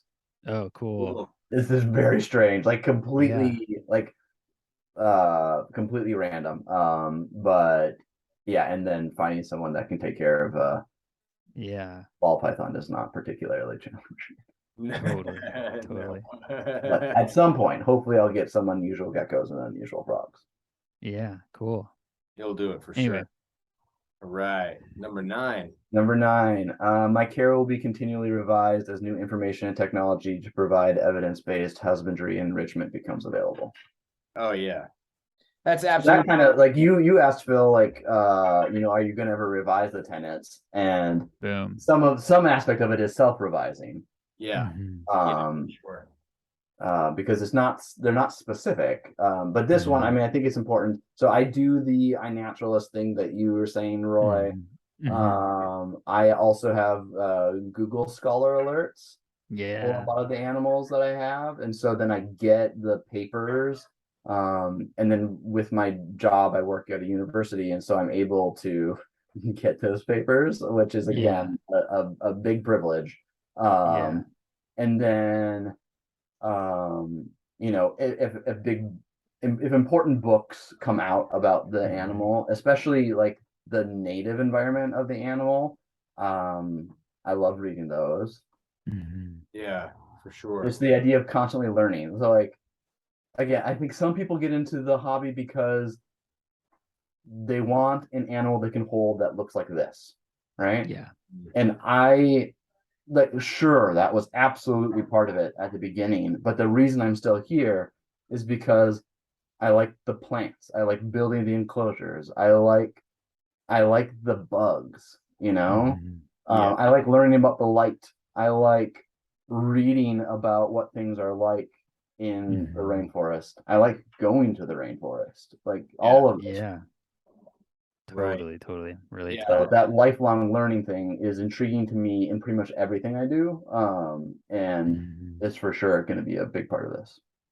Yeah, that one's perfect too. I mean, I feel like that's one that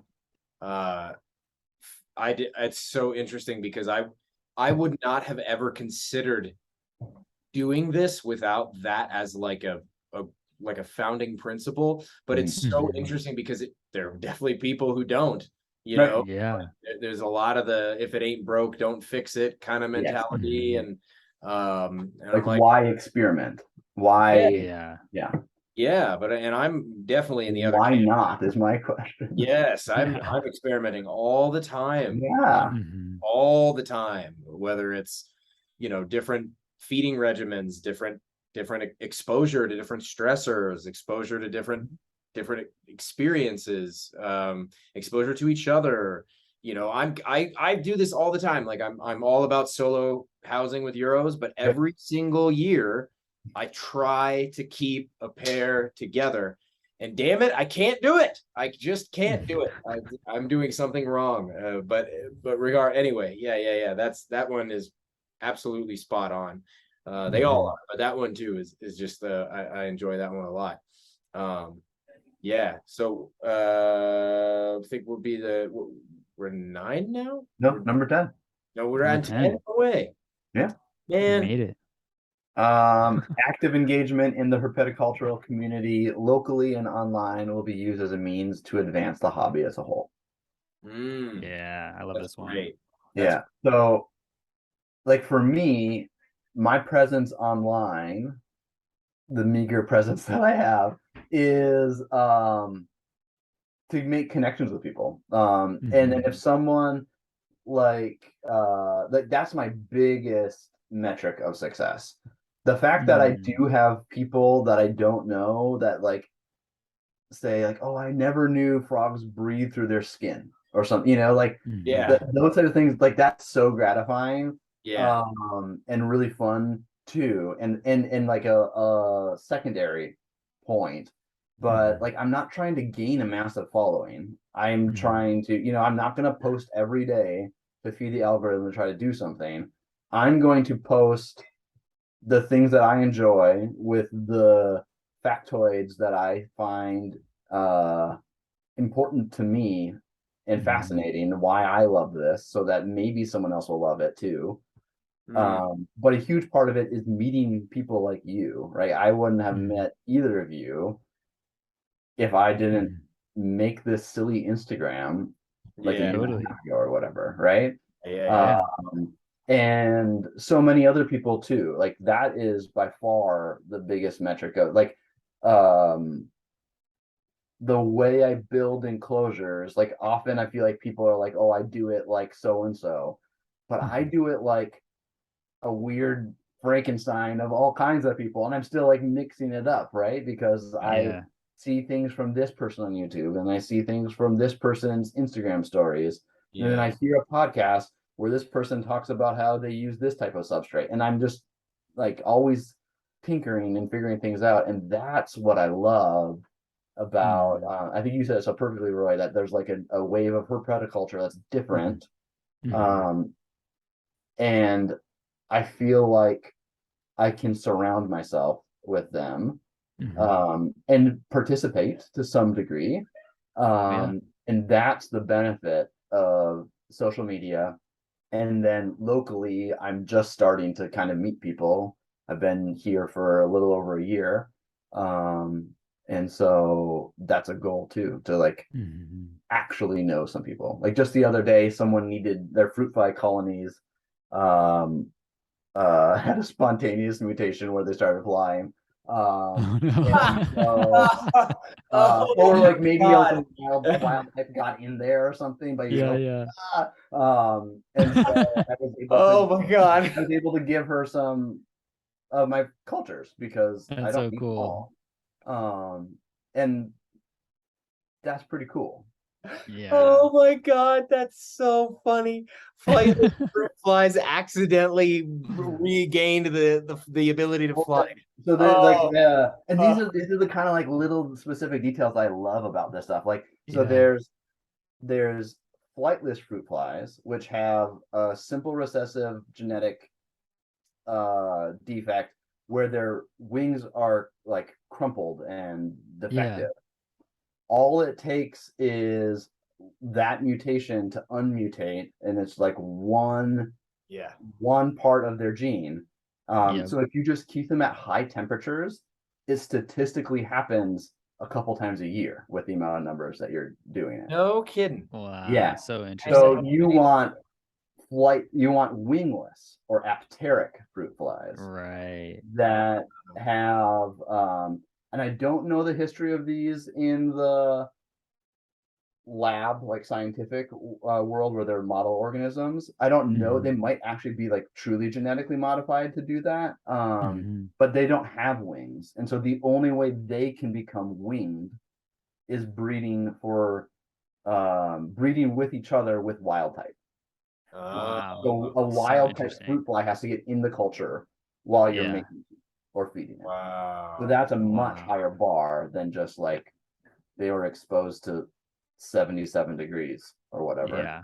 Wow. Wow. Wow. Wow. Yeah. That's really, really cool. Well, because you're talking about like massive numbers of flies, like Yeah, sure. Right. hundreds of thousands over the course of a year. Yes. Yeah. Yeah. That's amazing. As soon as So you're dealing with those numbers, things become much more or much less weird when something. Right. yeah, Oh, really unusual things happen often.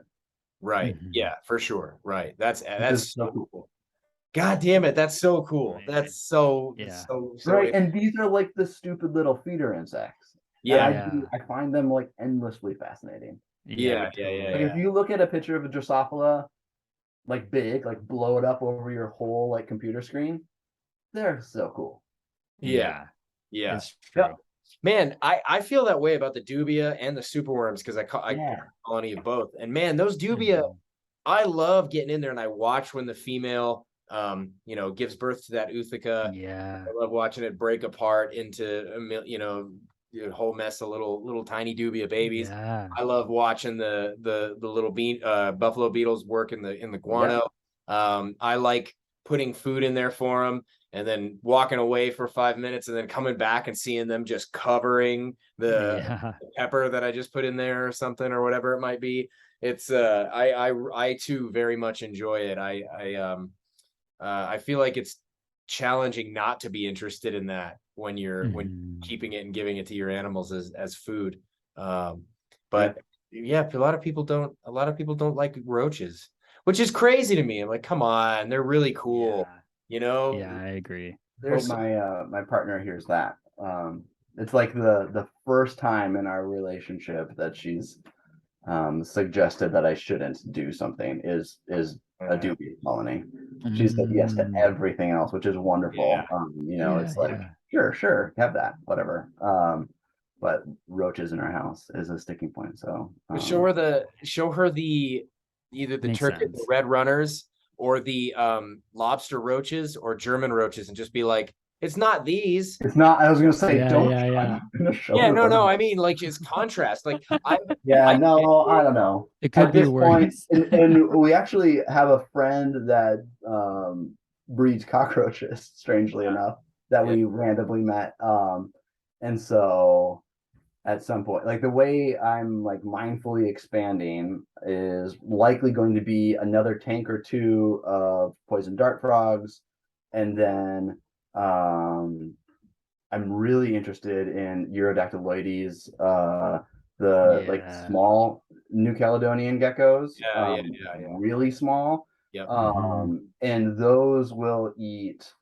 My plan is the fruit flies, the bean beetles, and I want to get buffalo worms that just breed for themselves. Yeah. Plus, they could survive on just crested gecko diet. Yeah. But I want to have all of those things for them, plus the isopods, plus the springtails. Right. So I think those will probably be my first one. So there's so many, even like without, again, you're saying like the limitations spark some creativity. Yeah, totally. But let me know when you need buffalo beetles, man. I'll just take a pile of dubia guano and send it. Yeah. Perfect. Cool. Yeah, that's cool. I love those Urodactylodes. They're really cool. Yeah, they're so cool. Weird. God, they're so weird. So super weird. This is a little bit of a tangent, but my the dream for me, like not the dream, but if people have kind of made fun of me for this. They're like, if you could work with if you had to pick like one animal to work with for the rest of your life, and you had to get rid of everything else, and you had to change focus. A lot of people would say Komodo, or maybe or a Fiji or something like that. Fiji iguana would be pretty likely for me, but I'm telling you, the one that really gets me every time, and I can't shake it, are the Nautinus geckos. Oh yeah. Dude, I don't know what it is about those beautiful. They're stunning. Oh my God. I had a friend of mine kind of made fun of me for it. He was like, come on, he's like, those are so easy. I'm like, I don't care how easy they are. Like, I just those are the coolest looking geckos I have ever seen. But do you think some of it is that they're somewhat unachievable? Like No.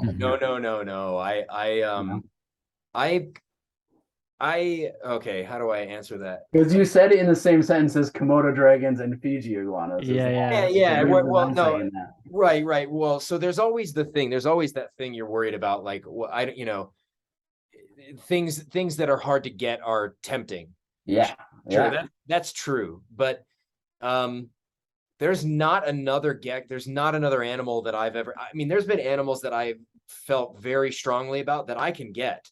Like a shingleback skink is amazing. I got to hold a couple of them at the Denver Zoo. Troy's got a couple, and I got a couple of friends who have a handful. Like, those things are incredible. There's stuff that's like attainable, and then there's just stuff that, like, the thing about, for me, with the Nautinus geckos, it's a combination of things. It's just the way they look, right? They look beautiful. And then couple that with the fact that I want to live where they come from. Like there's something about where they're from that resonates with me. I just love, it's just the same reason I love the Euros and Chucks and the North American desert reptiles as well. It's like, I love the desert. I could live in the desert and I feel totally at home there. Now, granted, I maybe feel a little less at home in the forests and crazy weird places in New Zealand where the Nautinus geckos come from. But it sounds like a retirement plan. Hey, there you go. I bet you I could get my fiance on board with that. I bet she'd be like, just need. I feel like I looked into this. If you live in New Zealand, you can. It's just like a fishing license or something to have like 6 of them or so. You can't like commercially. If I remember correctly, I could be off on this, but you can't like commercially breed them. Yep. But keep them. You could have them. I know, I Yeah. know. And I really, and that's, I You mean, just can't leave the island. yeah, right. And, you know, I tell you, and in some ways, that's kind of like what I envision in my future. Like, you know, I'll definitely be breeding Euros for a long time, but there's definitely going to come a point where what I want is something much more scaled down, you know. Something And that doesn't require you to lug around heavy rocks and sand all day. yeah. Yes, and the I feel like a lot of what I'm doing and the learning that I'm getting from what I do at the moment is setting me up for what I'm going to do when it's time for me to bow out, you Sure. know, like, and I want to, I kind of feel this way at the moment, but I kind of feel like whenever I do decide to get out of this thing, like I'm probably just going to give it away. You know what I mean? Like, you know, I could easily charge like a grip of money for this Yeah. setup that I have here and Mhm. whatever, and that's fine. But in my mind, I've always kind of felt like, well, I don't know. I don't want to like, I mean, who knows, right? Like the Giveaway world, sounds. I know it sounds crazy, but I don't know what it is. There's something about, I just love the idea of like, I know Somebody it's, inheriting it. yeah, yeah, like meeting somebody who like, you know, Sure. somebody has real, like a lot of potential and like has a good heart. And I'm like, look, man, this is your, you can do, if you want to do this, you can do it. And then they can, once it's theirs, they can do whatever they want with it, you know, but, you know, and it would be someone who's like deserving, you know, not just someone who like can afford to get out here and ask me or something like that. Yeah. Yeah, but there's something about that. And part of that is because I don't know. It's like reptiles have given me everything in some ways. Reptiles and jujitsu have really given me everything that, and they feel like such a part of who I am. It feels weird to like charge somebody for it as a name or as a business. I don't know, but, and I love, and I feel like if someone was going to buy it from me, they would, maybe they would treat it as an asset rather than as like as something that like a real responsibility, you know. I could definitely see, this is totally off topic, but I know we're tangenting here, but you know, I really feel like giving, if someone really showed me that this is what they wanted, and you know, I don't even know what the criterion would look like, but being able to kind of step away and know, well, this, I did what I could and I gave everything I've got, and now this is going somewhere, and this person now this is transformed, and this is this person now. It's not just me, and it's not identified with me. It's now taken on this new character, and will go forward as something else. You know, and hopefully that person would like apprentice here for a while or something like that. Yeah. I don't know. It's just something I thought about. Anyway, I don't know why the Naltinus made me think of that, but yeah, there's something about the retiring and being saying like, all right, maybe when I retire, I'll go to a place where I can have some Naltinus geckos, a Fiji, and I'll hopefully retire early enough to Not the where same place, I don't think. Maybe.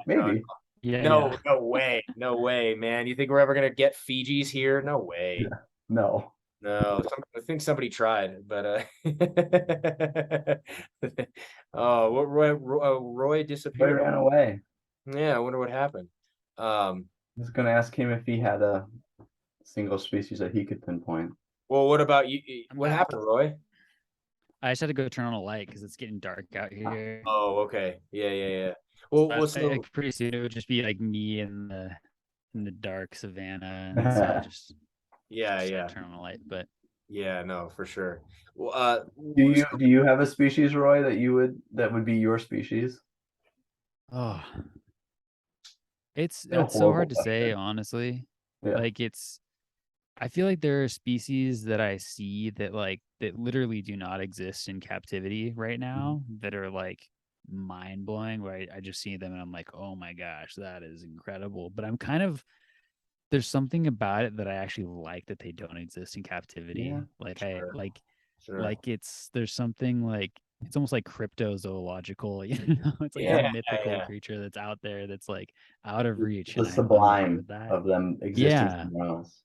Yeah, it's so cool. And honestly, like I think that if you'd asked me that a few months ago, I would have said the Polychrys peruvianus, but those are here now, and it's You've done it. kind of mind blowing.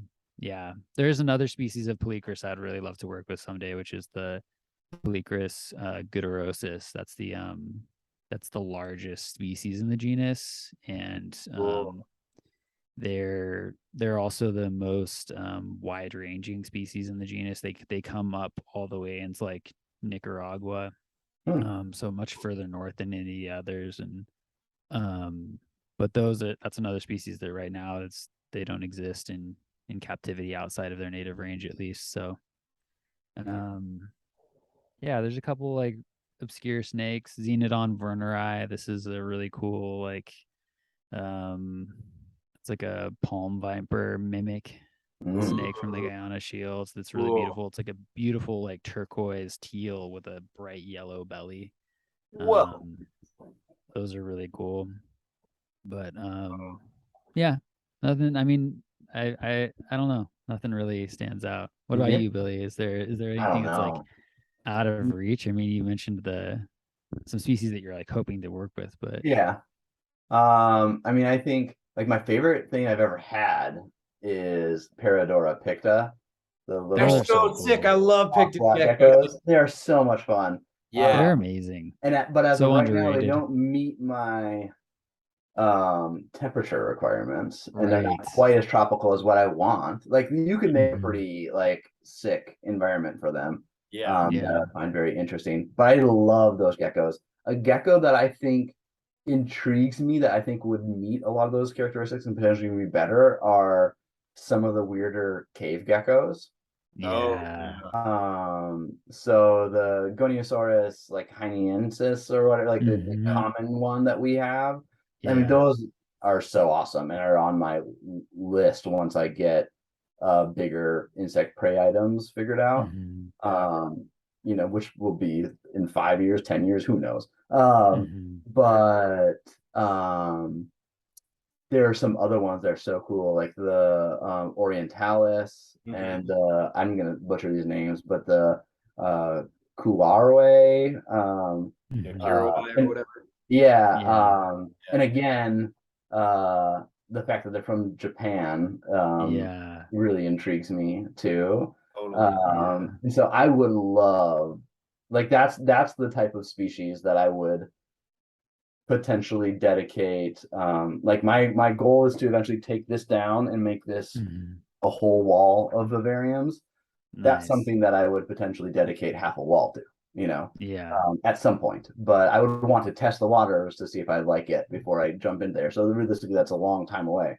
And then similarly, some of the more advanced poison frogs that raise their own young more exclusively. So the both like the thumbnail like Ranatomea ones and the Ufaga species are intriguing. But I mean, they're so expensive that I would need to be honing my skills a lot more to be able to jump into that.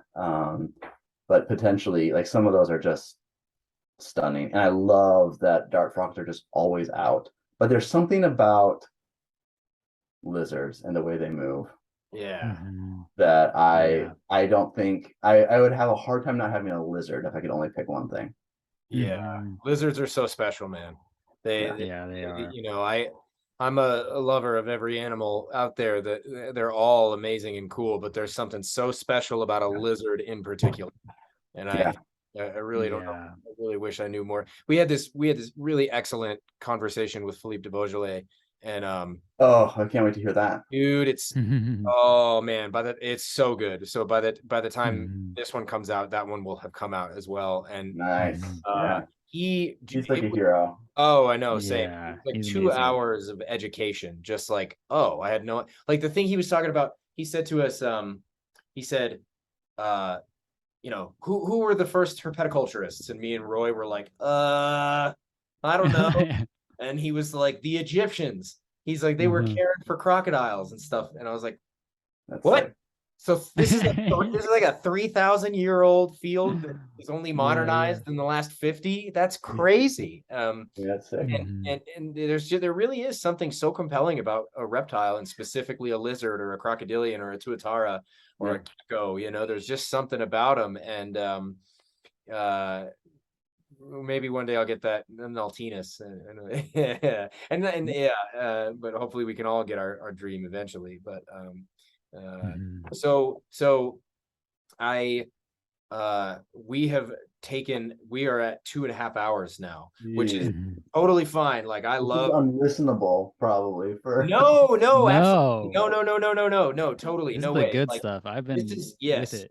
yes, this is all just so my parents listening now at this point. no, dude, I really think I think that we've gotten a lot of feedback from a lot of people who have mentioned that they love the long form conversation about reptiles. You know, so I think you're selling yourself short on the caliber and quality of stuff that you're talking about. But yeah, with all of that in mind, I think now is the right time to ask sort of like the closeout question. Roy, do you mind doing the honors on this one? yeah. I think Billy knows what's coming. Yeah, he knows. Yep. Yeah. So for you, why herpetoculture? Yeah. I mean, it's a slice of nature in my home. I feel like we're always trying to interact with nature in some way. I live in a very urban environment, and that's where I want to live. That's where I want to work. It's where I want to interact with my human community. And I love still having the times where I can go out into nature. But I'm literally, I look just to the side and I see a little bit of the Amazon rainforest on my desk.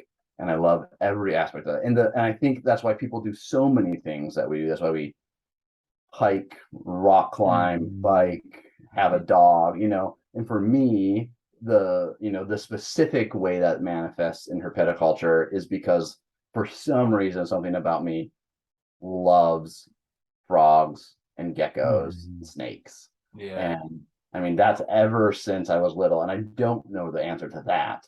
But the fact that there's other people that have that same passion, and so then I can totally geek out and fall down a rabbit hole of knowledge and spend hours Googling the most strange types of things and find that so interesting, and then talk to other people that have also done that to create something that looks so beautiful is very compelling and endlessly intriguing.